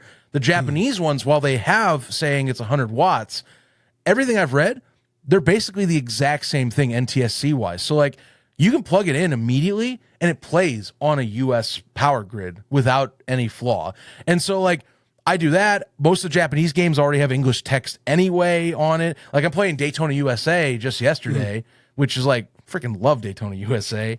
Yeah. You know, I got Virtual Fighter 2 and Sega Rally Championship. That thing's going to be awesome. Like, I love that system, and the Japanese collecting's cheaper than the U.S. games too. So, but double bonus as well, by the way. By like a huge margin, which is insane. And the cases are better. They're freaking CD cases. Like they're super convenient compared to the bulky ass Sega CD replacement cases they sold in the U.S. Like they royally screwed this thing up in the U.S. Like the Japanese one's the best one. That's why I also want it's the best cases, the best designs. It was meant to be bought in that style. So and to my recollection, they're not too hard to mod. I think you can get a little cartridge, like a mod cartridge that just goes into that back slot. And so that's the only thing I'm missing is I actually got to hit. I followed the guy. I got their business card, by the way. By the way, another thing is great. New vendors getting business cards, meeting guys I haven't seen in the area. I found 2 new stores I hadn't visited, which Arizona has like 22 retro stores. Make that 24. So I have to see those guys now. But yeah, you can just buy it's an action replay card. Like you buy that and your Saturn's immediately region free. That's like $35. You just plug it into the back. That's it. No like hard modding or any crap like that. You just pop it in. It's a card. Like it's a great system. Like you can get any game you want immediately like that. That is freaking sweet. Cool. I love the fact that people are still supporting old hardware too. Yeah. We were talking about the Vectrex last week with the Vectrex Mini, and then you can get the controller and it'll plug into the Vectrex. It shouldn't even. But I'm glad that people are, because that came out 40 plus years ago, and we're about to get the easiest way to get replacement controllers. And then now with the Sega Saturn, you could use the Action Replay. There's a million ways to bring life to your old systems. Case in point, I found a Game Boy player, but as you would know, Game Boy player without a disc, can't really do much with it. If you don't want to get creative, that is. So apparently you can go and buy, like, it's basically a memory card that will bypass the disc. And there's only a few discs. So if you have like Legend of Zelda, Ocarina of Time for the GameCube, or there's like a few, you know how they had like the master version or something for that. That works. There's a few different, like, just common games that work too. So if you have that game, that memory card, that disc, then you can use your Game Boy player without a disc. So I'm like, okay, awesome. That works out. I'm going to go buy that now. Yeah. But yeah, retro games, there is something to playing it on the old hardware. I've set up 1 million retro pies, Zach, and they're cool, but I don't know. I want the crunch of the real controller. Like exactly to play emulated games, there's a right way too. Like I almost want an NES controller to play my NES emulated games. I don't want to play that on a 360 controller. That's the thing too. Like I'm not going to play an Xbox controller to play like any 16-bit console or an 8-bit console. It just feels weird to me. Yeah. You know, the D-pad will be off, the buttons will be off. It's, you know, it's the gaming side of it is an experience. Unless you're like one of those guys, and opinion be damn, whatever you want. Unless you're one of those guys that's just out there to collect and sell this stuff to like make a buck, which there are people like that. This is 2026 after all with the resale markets. But like, it's about the experience. You buy this stuff to enjoy what is the old tech. That's what's cool about it, you know, and like appreciate it, preserve it, you name it, you know, like a freaking PlayStation. Like, yeah, I could have left it alone in like a dirty, grody mess of a thing. But like, no, it's going to break eventually if I don't do something. So like, you know, blow it out and clean it. You know, I've never done thermal paste, by the way, Stefan. I don't know if you've done that before with anything. I've never thermal pasted anything in my life. I finally learned how to do that with this system. I had to clean off the old paste with isopropyl alcohol. I had to make sure it lined up. I put a pea-size amount so it wasn't too much. That was what they kept saying on the videos. I did that. I can say that I learned how to maintain my old tech, and I can more comfortably do that now. I want to do more stuff with my stuff I own because I want to keep it working, you know? I'm curious with that PS3 you have, is that an original FAT that is backwards compatible with PS2? That's why I got it. Oh, dude, those are fucking sick. Yeah, and no, I got a great deal for it. So there, I'll go into a little bit on that because I know I love that you brought that up. So first off, $300 for a out of box fat PS3 is a steal. Actually, that's the normal pricing. I got this with the OG box and inserts and the game, which was MotorStorm, which that's the sad part, by the way. My copy of MotorStorm I got with it, it's scratched up to where it's not working. I have to get it resurfaced. But it freaked me out because the first game I put in after I reassembled it, I thought I screwed up the reassembly and had to go and do it again. Turns out I didn't. I played Call of Duty World at War immediately after that and like got lost in playing Nazi zombies. That beside the point. First off, was a great deal. Part of it was probably because it was dirty as hell and hadn't been played in years. Second off, though, the backwards compatible ones. So there's 3 models that do, apparently. They're all like serial number CACH to start. CACH is A, B, and E. And even those are different in themselves. I love this stuff about the retro gaming and reading up on hardware. So the A and B models, they were ones that were built with basically an entire PS2 inside a PlayStation 3 case. The original chips and everything in it. Mine that I got was the revision. It was Sony's attempt to try and like course correct to where they could make it cheaper, but also keep the original vision alive of the backwards compatibility. And it was one that came to Europe as well, which is the E model, which if honestly, based on the marking, it means emulation. So the E model is a partial emulated console. It plays 91% of the PS2 games in the library, which is like over 2,000, I think. And it has issues with some. It doesn't play as well as the A model, but it has emulation and it has a smoothing filter to make the games look even better on the system. So it's actually the preferred by some people because it makes the PS2 games look even better on HD than it does the original. So I learned a trick that we have to talk about here, Zach. So I've learned that if you're taking like a retro console that's HDMI out, like a PS3 or an Xbox 360, you should set the resolution to 720 on the console. Because what happens is the upscaling from the console is worse than the upscaling from the TV. And in fact, what happens is you get double upscaling. Okay. And so your console is upscaling from 720 to 1080, and then your TV is upscaling from 1080 to 4K. So if you just set it to 720, and so I wish I could give them credit. I'm going to have to give that a shot. I watched a YouTube video. I got it is almost night and day. You're like, wow.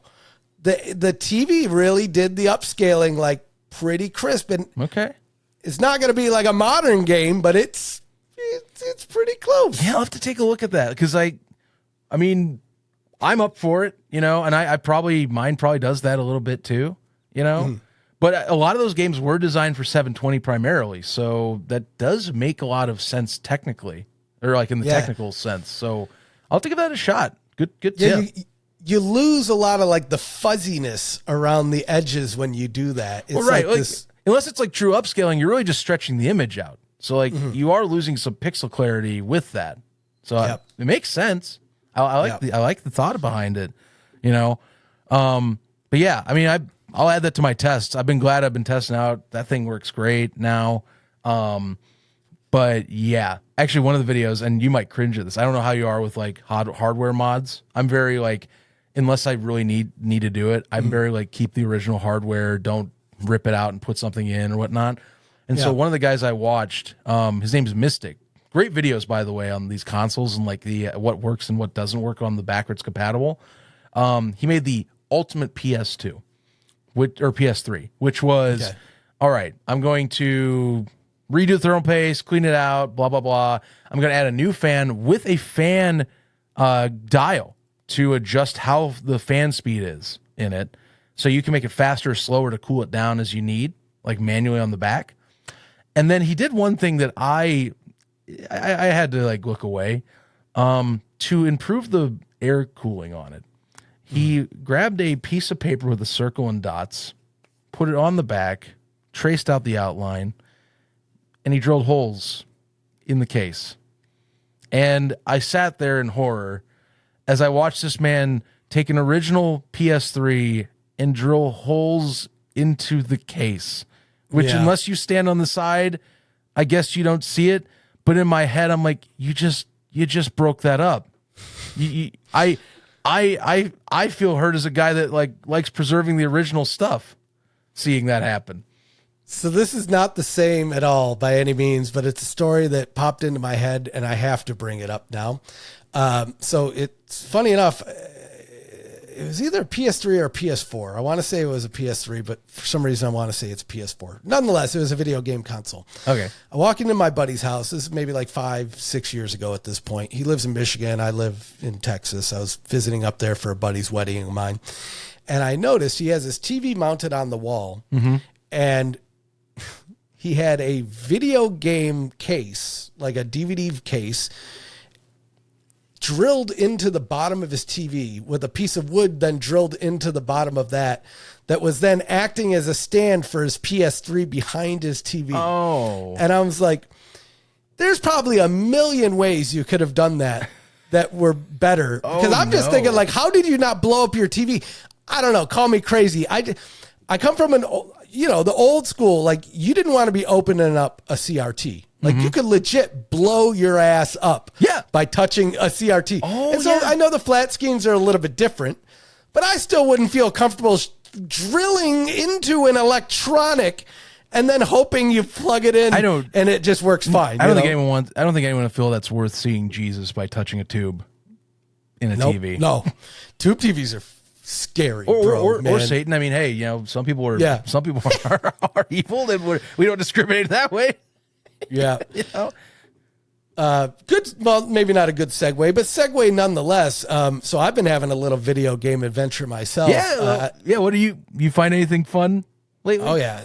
So, I probably didn't talk about it on the show. Maybe I brought it up to you before, but I've got the Switch 2. I got it the day it came out. And I'll be honest, Zach, it hasn't really been doing much. I got Mario Kart. I mean, I've played Mario Kart, and I played it a whole bunch when it came out, but Mario Kart's one of those things that you're not going to play for years. You're going to beat it, and then you might pick it up every couple months. If you have some friends over, you play it, but like, how much have I got to play Mario Kart? Yeah. Donkey Kong came out, and I played a little bit of that, but I've been busy. But there wasn't a whole lot in there to like hook me in. Although it will. I know it will. Maybe the cruise is when I do it, because it reminds me a lot of the last Mario, the last 3D Mario game. And so I know I'll get into it. I just haven't gotten there yet. But they finally got me, Zach. And they got a whole bunch of other people too. With a game that came out that nobody was expecting or really looking forward to, and that is Pokopia.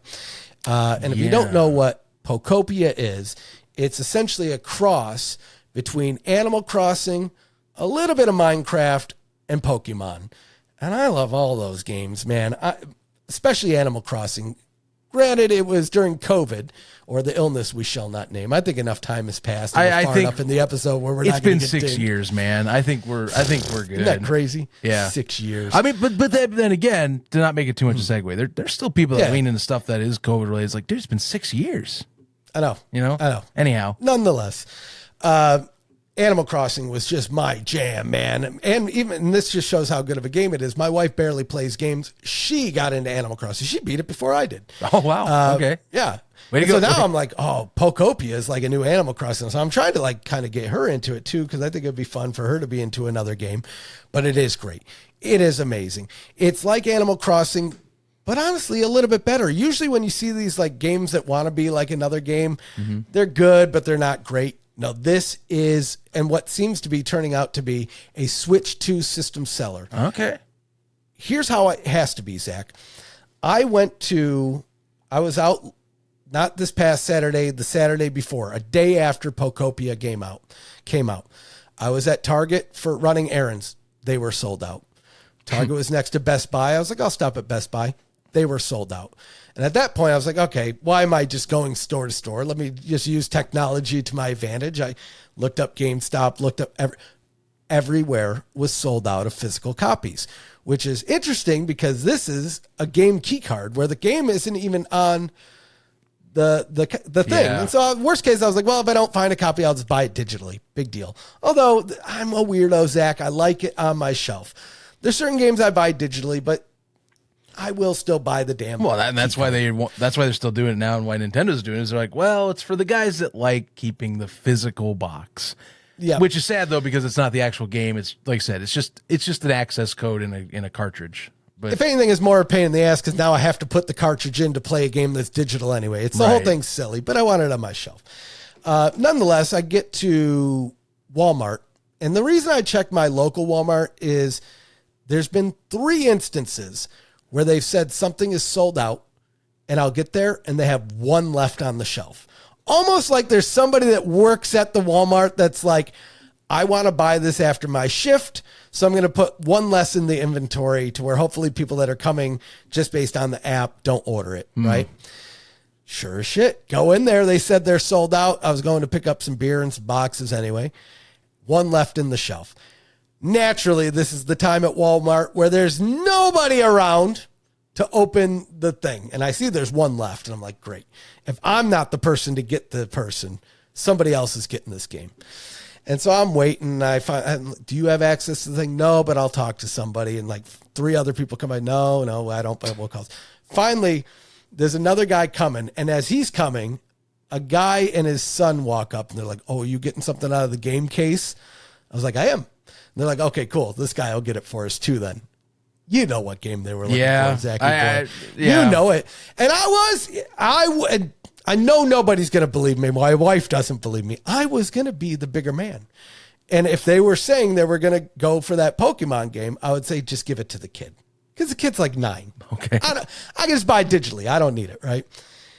And sure enough, that's the game they're looking for. But I didn't walk over to the case. I just stayed by the little thing. Yeah. And I see them just like, they're like, oh, they're out, and walk away. I was like, oh, no. And they just kept going. I was like, well, I'm not going to chase after them. So, yeah, you're right. I'm a piece of shit, and I kept the game. I don't care. Ha-ha, little kid. Should have been faster. Oh, no. Dummy. Blame your daddy. No, I'm kidding. But I was going to give it to the kid, I swear. And they walked away too fast. My wife has been giving me a hard time. They're like, walked away too fast. What do you mean? They took a step, and you're like, oh, never mind. No, I swear, I think you did. I think you went oh, no, I'll wait, stop. Come back. Don't do it. Oh, no, they're gone. Kid. No, don't go. Oh, they didn't get. Oh, that's too bad. That's too bad. They can buy it digitally. It's fine. It's just a game key card. They don't need any more junk in their house. Idiot. You should have just yelled, buy it digital. Yeah.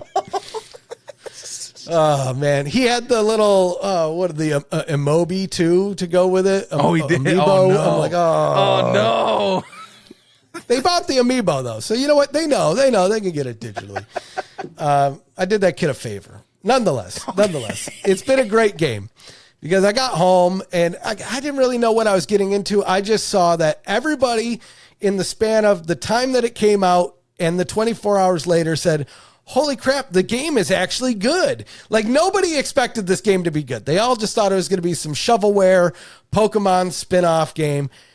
And so I saw everybody talking about how great it is. But as we talked about on the last episode, Zach, that doesn't mean anything. Yeah. People will say anything is amazing. But I said, you know what? There's enough people saying it. And my switch to is just collecting dust. Let me try this game out. And boy, am I glad I did, because it really is. It's like Animal Crossing with elements of Minecraft. And really? So like early in the game, you unlock new powers by finding new Pokemon. And you find new Pokemon by restoring habitats that those Pokemon might live in. And so throughout the map, you'll find little clues on like, here's a new habitat. And so it'll be like four pieces of tall grass by water. We'll give you like water, elevated grass by water. And then up in the hills and up by the ocean or by a rock, you get like shaded boulder type and things like that. And then in the caves and so on and so forth. Yeah. Right. And so there is a part in the game where I could see these little blocks where there's like little water dripping out and all these empty lakes underneath. So I'm like, okay, clearly I have to learn how to like punch something, right? And so what it was, I had to unlock Hitmonlee. And to unlock Hitmonlee is I had to go find a punching bag and place it next to a bench. And so once I did that, you leave, you come back a couple minutes later, there's Hitmonlee. Do him a favor, he teaches you how to punch. Now that I can punch, I can go break that block. Now that I break that block, the water's full. Now I can unlock new habitats and unlock new Pokemon. And so it really is an interesting way. So there's crafting in it. You can break blocks. You can grow things.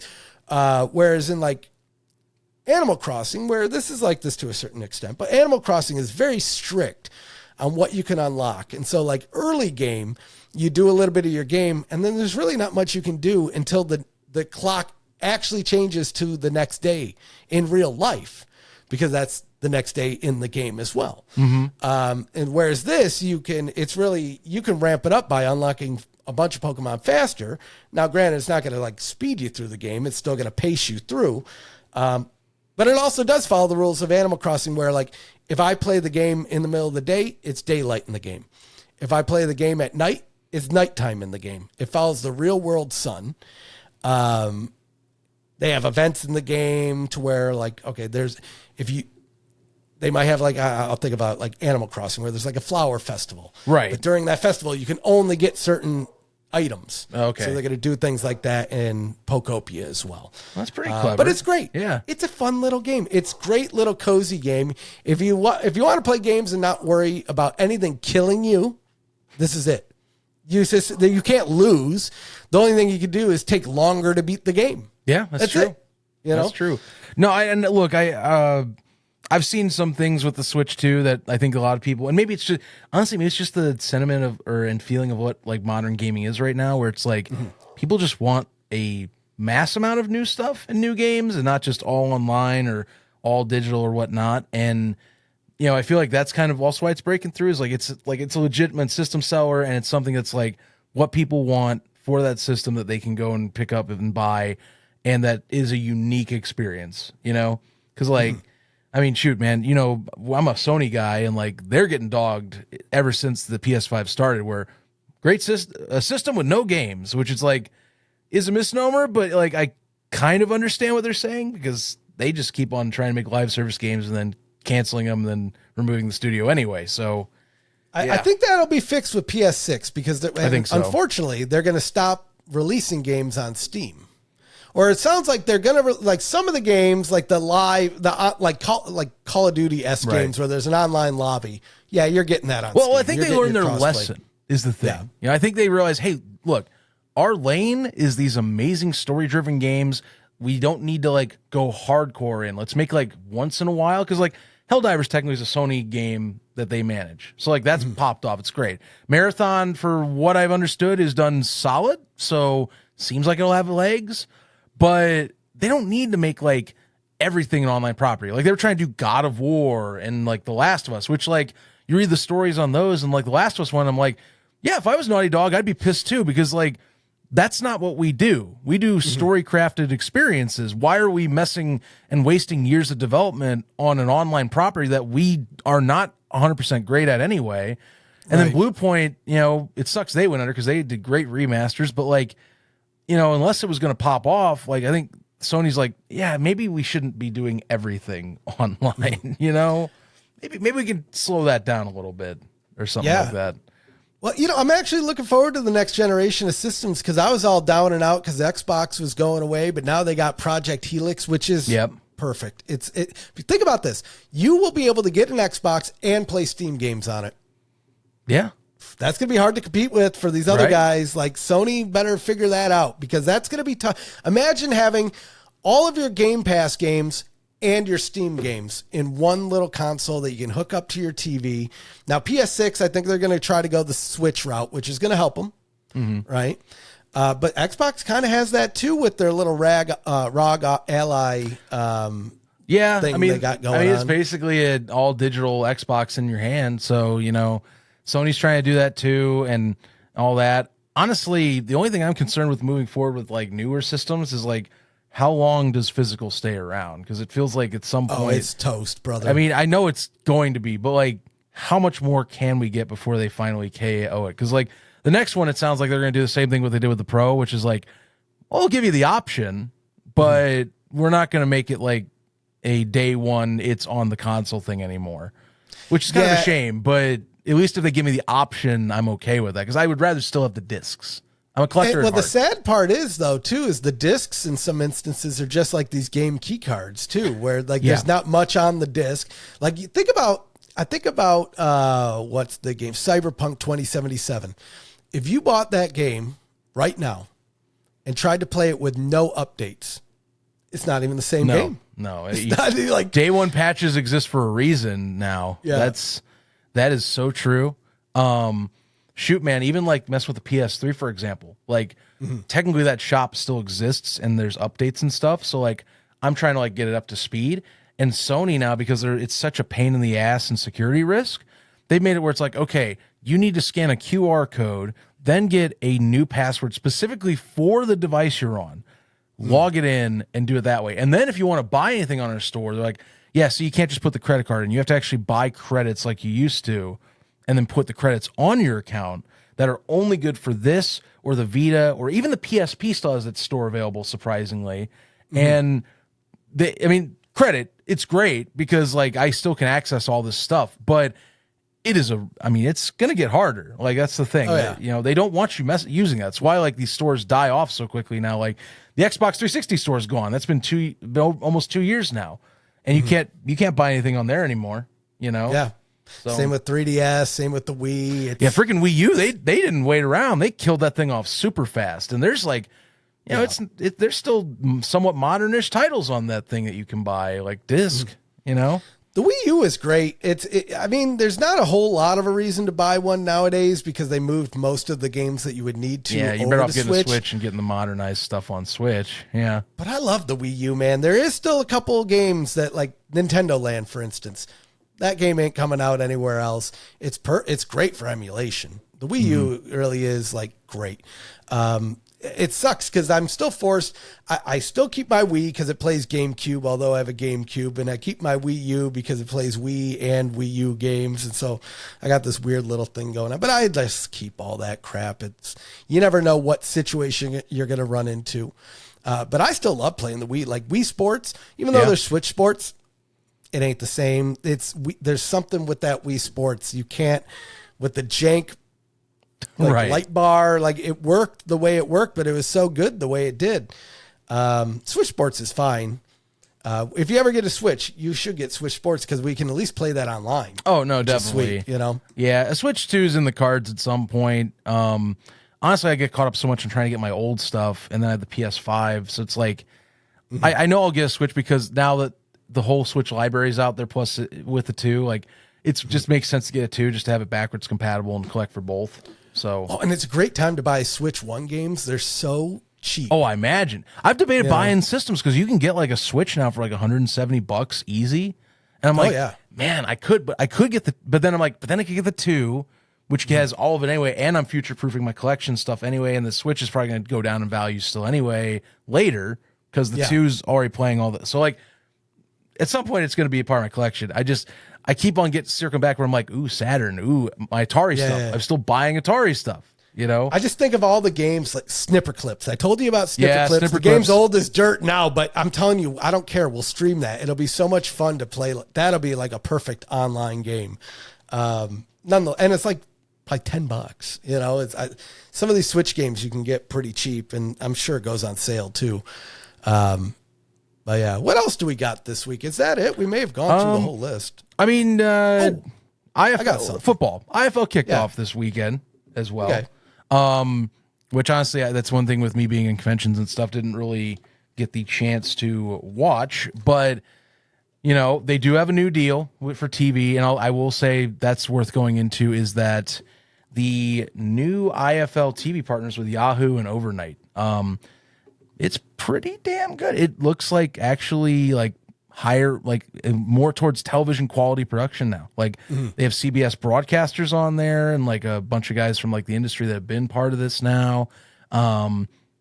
It's looking pretty legit. Week 1 was pretty solid. There's only one, actually, now that I think about it, there was only, I think, one game because the other one got snowed out till today because there's a blizzard going on in Wisconsin. They're supposed to be playing the Hall of Fame game in Green Bay. But, had a pretty solid game. It was Quad City and Fishers playing in Fishers, Indiana, back my way, and Fishers pulled that one out. It's pretty solid start to the year for them. Yeah, and this is coming off of losing their broadcast partner against like not anything that they could control. But correct me if it was FanDuel, right? So FanDuel, they had the deal.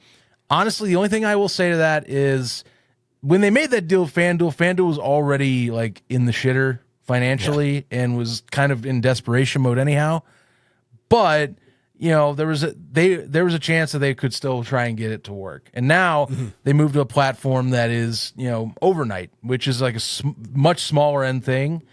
But it still is a reasonable price. You still can watch all the games because Yahoo's free. It's like $105, I think, for the year that you've out of pocket to watch all the games. So not breaking the bank. And you get to watch the playoffs, one of the playoff games and both playoff games and the championship in terms of like championship round and the United Bowl for free because it's on Yahoo now. So, dude, I knew that FanDuel thing was going to be cursed because they were coming off of Bally's. They went from Bally's Sports Network to FanDuel. I'm like, oh, Bally's is cursed, brother. Don't you know? I wouldn't pick up that for anything. Granted, they had a lot of big properties because I know the Pistons were on FanDuel and Bally's and all that, but they've all since they were finding ways out of that deal when it was still Bally's, you know? Oh, yeah. It wasn't AF1 supposed to, or AFL was supposed to be on Bally's. I think. But AFL used to be on like the old Fox Sports nets for a bit. But no, nothing recent. There was maybe some talk at one point, but no. I mean, they used to be, last thing they were on was ESPN. And then we're still actually waiting, speaking of TV, while we're talking like our little football corner. We might as well call this and have a football labeled section moving forward when we do these shows. Because speaking of TV, they still haven't announced their deals yet. Yeah. The only thing we know, and I keep getting reconfirmed this because people still are worried, is they are coming back to Vice TV. So no matter what, you're still going to get your game of the week on Vice TV this year. But the question is, no one knows yet where the other stuff's going. I know for a fact that from my people I talk to, they have a deal in place on paper. Something with how they're scheduling these games is holding them back. I don't understand because we're under a month now to kickoff. But they are going to be on a streaming platform of some kind. So that is going to happen. News should be coming. Yeah. News should be coming. But I'm looking forward to that. But it's arena kickoff season. Fun. The NAL, same deal. They kicked off too. They have a network now. They built out. But yeah, arena football season's in sight. The UFL's in sight coming up really quick, which training camp seems to be heating up more and more underway. And I did see this right. Was Mike Rapoli paying kickers to hit 60-yard plus field goals? Is that what I saw? It was, man. Okay. Living the game, man. I love to see that, man. Encouraging the new rule set in the UFL. Hey, I'll give you some money right now if you can knock this over 60 yards. I like to see that kind of energy out of the owner there. That's I do fun. Appreciate the social media push because they have been consistent and relentless on getting things that we want to see now in training camp. You know, I mean, I have my own thoughts on the league, but like I will credit them when credit's due, and that has been something that's really great. Like they're trying to keep active and showing things going on in the moment. It's not just graphics being thrown on screen and like transaction reports. There's more stuff to actually see this time around leading up to the year. It's nice. And speaking of social media, some big announcements too. We got some like opening day entertainment for most of the cities. Oh yeah, we should bring all that up. They're doing Nelly, dude. Opening week concerts. That's a nice. That's got to be some Rapoli money getting thrown around to use to energize this stuff because they had that news come out too that he didn't just buy in. Like he also is infusing even more cash in beyond that, I guess, of his own stuff to try and get this going. So yeah, because we got DJ Khaled in Orlando, we got Nelly and the St. Lunatics in St. Louis. I can't remember what country act they got in Louisville. We got somebody in Dallas. Hey man, I like to see that. That's considering like you look at the championship games. We've never really gotten a big halftime show. The closest we got was it Trace Atkins? Yeah, we had Atkins like for pregame. The original USFL championship. Yeah, but now we're getting some like solid halftime to kick off the season. You know what? That might put some butts in seats in Orlando. Might put some butts in seats in St. Louis for sure. I mean, these are DJ Khaled's got a couple crowds left in him. Oh yeah, you know.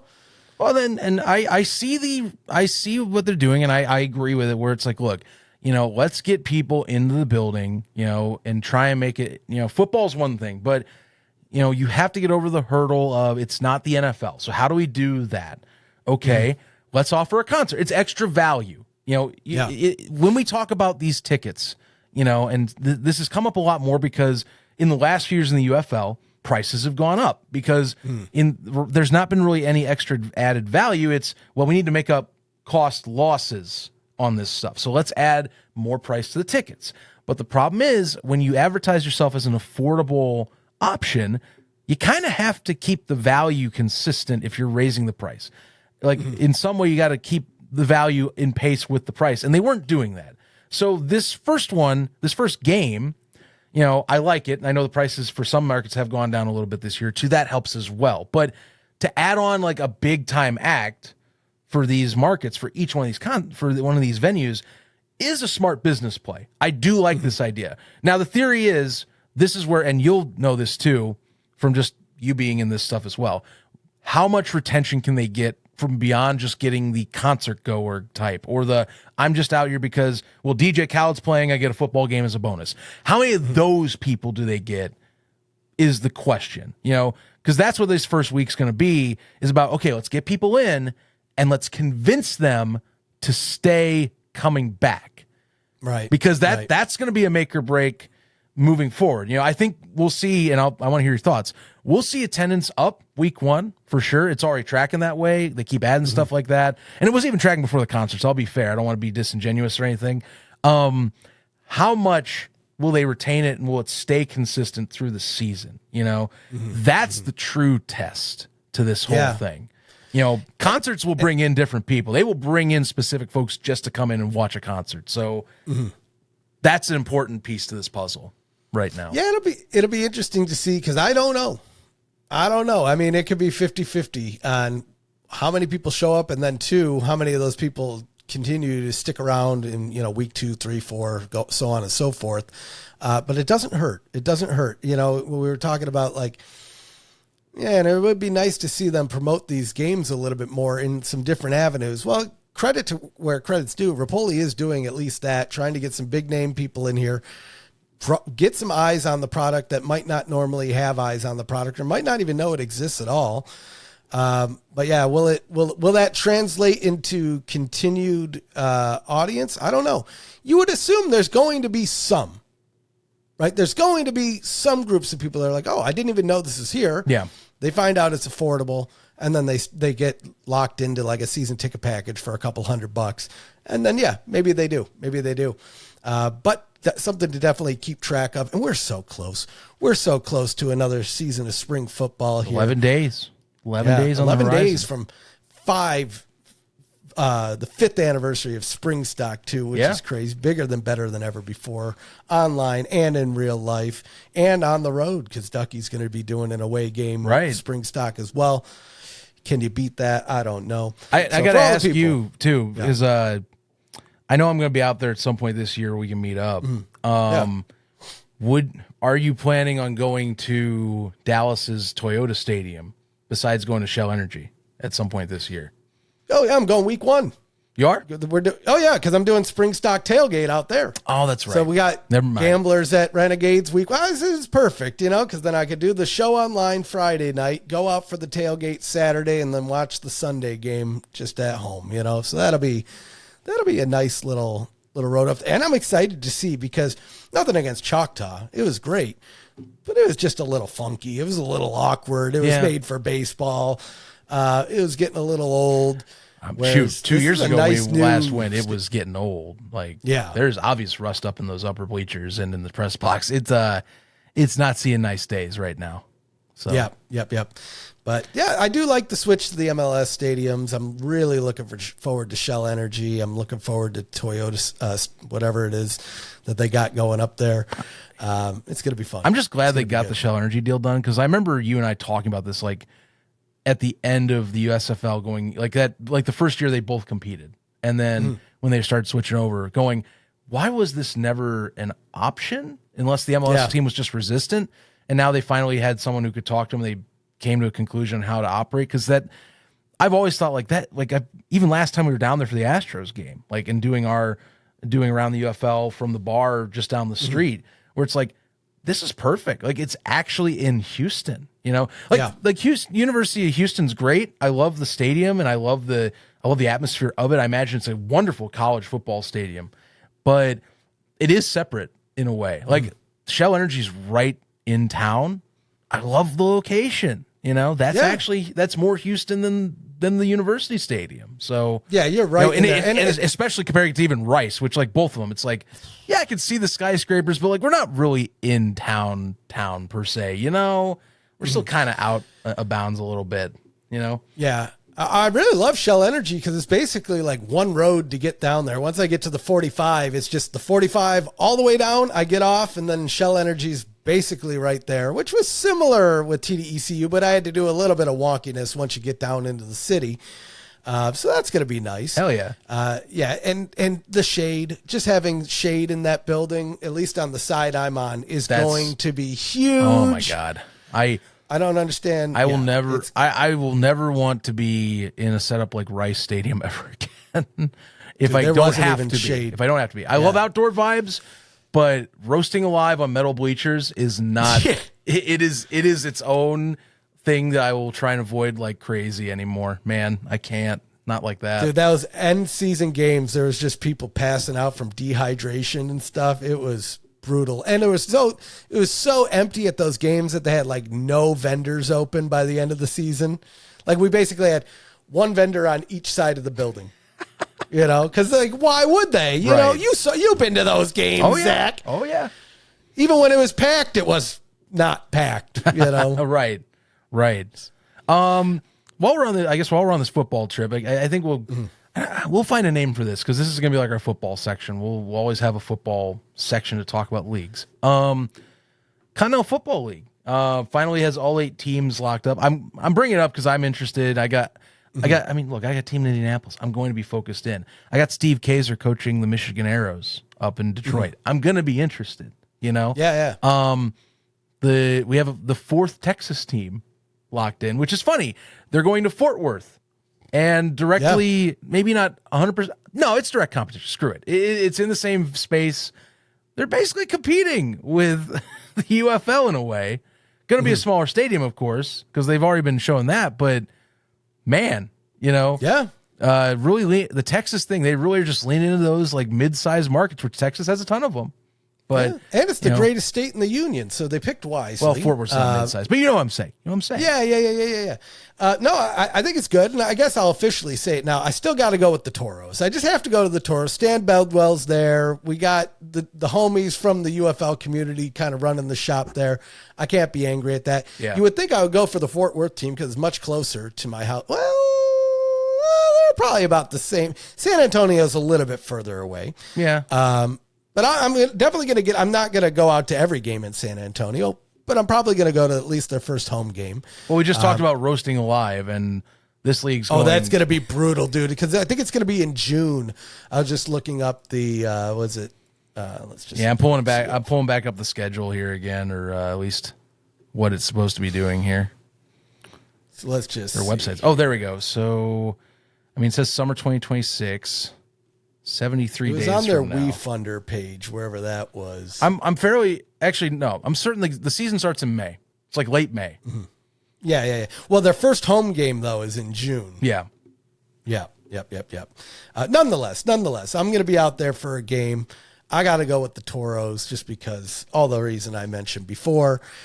So sign us up. If you're a CoFL fan, let us know what team are you rocking with this year. I know Jake's doing some stuff with the Arrows, at least. Jake's actually doing graphic design. He helped, he and I think Ace, I believe it is. I saw, because they have a Discord, by the way. We should put that link in our description here. They actually helped design the Fort Worth Braves logo. So they've been doing a lot. They've actually been, and this is one thing I will praise the Continental Football League for. Again, need to see if it works. I do this with every league. You know, I love what I see. Let's keep moving forward and getting consistent building and all that.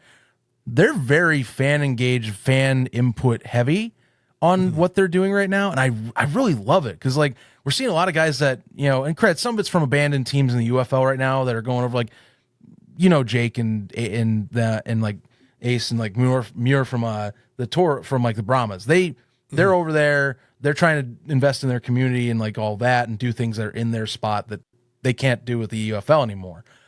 But they're getting a lot of input and stuff like that, and being able to directly impact the team is pretty freaking cool, man. I love that they're listening to the people that are the diehards in this space and are like, okay, what can we do within reason? You know, right? Or what can we do to help that you guys could help us do this within reason? That's nice. You know, still a lot to prove. I have to say that, but I like what I'm seeing because it's people that are in this space that I know they've seen what are the stuff that doesn't work or is annoying, and they can implement that in a space that lets them try and do that. It's really freaking awesome. Yeah, it's going to be fun to watch. I'm curious to see what their broadcasting looks like. I know they're working towards something. Yeah, they're gonna. Right, They so keep saying be a way to watch streaming, these. and they're picking partners right now. So like, we'll see what goes. They haven't decided, but apparently they have a list of like smaller ones on their plate. This is the first year, and that's one thing they keep saying too. I do like is that they do know what they are. They are level just below the UFL, but they're trying to compete more so with like think like the Mexican league down below, like that. They're trying to compete with that style. Like they're above arena, but not to the UFL's level just yet. Is their whole play, and I like that. Which they know their lane. I think that's respectable. You know. Yeah. Yep. One thing I'll end this off with, only because, we started the clips channel, we started loading clips. There was one clip in particular that picked up steam that I guess I was surprised, but maybe not. I shouldn't have been. And it was the 3D printing. People really picked up on the 3D printing. Yeah, a lot of people interested in the 3D printing. Now, I got to show you, because this wasn't on purpose. I was just working on something behind the scenes. Now, you may have noticed over my shoulder here, with the stand, mind you. Yeah. We got the BCPC logo here. Yes. You know what I mean? And then, so I made a little stand, because with the P hanging down, it's hard to see. It wouldn't sit right. So I just made two little blocks and just formed them to. That's why I love 3D printing. And I did that, I don't know, like 10, 15 minutes. I already change out whatever colors. I already know where I'm going to frame it at just from seeing this screen whenever I get mine over here. I got to send you a whole bunch of stuff, actually, because I got to get you one of these PFN ones. I got the BCPC one. I can get you some like controller holders and stuff too, just because you got like every different kind of controller. But I also got your spring stock shirt, which if everybody, or summer stock, the road to the UFL championship shirt that they finally sent us. So I'll get all that over to you here soon. But yeah, man, the 3D printer, I always find a thing. I haven't done it. I told Jaron that I was going to make him a 3D model of the Maulers logo, because he's got a 3D printer, so he can print it out. He just needs the model itself. I just haven't had find. Funny enough, I started to do it and I couldn't find a high quality version of the Maulers logo. And I was like, I know it exists and I probably have it somewhere. And then I got sidetracked and this and that and blah, blah, blah, blah. But more to look forward to, because I don't know what I'm going to 3D print next, but it's going to be something. It's going to be epic is what it will be. Well, we got the cruise coming up, so I got to figure out something to throw on the cruise. I'm going to get fake Crocs, because Crocs are expensive, Zach. Do you know Crocs are like over $50? Are they? Yeah, I don't know why. Crocs? Hang on. Walmart has fake Crocs for like $10. You're talking like, I want to go get those. You're talking like old, like well-kept Crocs, or like the new ones? Well, just Crocs, just Crocs. I'm going to the website right now. Oh, apparently, I'm crazy. Where did I see them for $50? No. The classic clog is $50, which is that's kind of wild to me. Yeah, they should be like 15. Yeah, that doesn't. The margin's probably below that. I bet too. Yeah. I bet they're making those for less than $10. How much you bet? They're probably making them for like less than $1. It's just probably less than molded plastic with some rubber mixed in. Nonetheless, I'm going to go get some bootleg Crocs at Walmart for $10, because who cares? But I figure, I could probably 3D print some charms to go in that bad boy. So maybe that'll be my next project. Yeah, here. maybe. But then cruise is coming up. Zachy boy, I am ready. We got checked in. They lied, though, by the way. They said check-in was at midnight, 21 days out. So I set an alarm for 11 p.m. my time, which is midnight Eastern. Yeah. And I saw somebody posted in the cruise Facebook group that they had just checked in. I was like, what? This is like 3 hours before. And so, apparently they had opened check-in at like 7 p.m. the day before. So I wanted like the earliest check-in I could get, which was 9:30. I ended up getting 10:30, which is fine. But I mean, I want to be on the cruise as early as I can. Right. I'm just losing out on free cruise by not being there. And even if, the way I look at it is, if you book the earliest check-in, if you're late, you have all day to check in. Yeah. Whereas if you book the latest check-in and you're late, you're not getting on the boat. Oh, no, you're screwed at that point. It's over. So, nonetheless, it's all there. It's all ready. It's all set to go. All of our meals are booked. All of our entertainment is booked. I am ready. Love it. I already know. I got the menus kind of like I know what I'm eating at each one of these places each day. And then to have Fishtank as well. Like some would think, oh, you're going to be on a cruise. You're going to miss Fishtank. I'll find a way. It's about relaxation, man. That's most of how this works. Find the time you want, Sit by the pool and watch Fishtank. Couldn't be better. Sounds like a plan. I love that idea. Yeah. Sounds great. Exactly. Better than the way I usually watch Fishtank, which is why I have a vitamin D deficiency. Honestly, and I see no sunlight. If there was anything I could pitch to the production team at Fishtank, is somehow you were to make like an ad, like a great ad pitch where it's like it's a dude on a boat with an iPad, and then it zooms in to you hitting your TTS of just going J J J J J J, and then the Fishtank logo comes up. Bar. I love that ad that they put out with the guy putting the money into the paper shredder. Yep. Have you seen the new ads that they've been running though? That were I've not seen the one beyond the paper shredder ad. Where it was the what is it? The Fishtank fans thanked us, and we listened. Oh, and they clearly went and paid people on Fiverr. Yes, just actually, I did see those, and it threw me for a loop because I was like, "Are these actual Fishtank fans?" But no, of course, I should.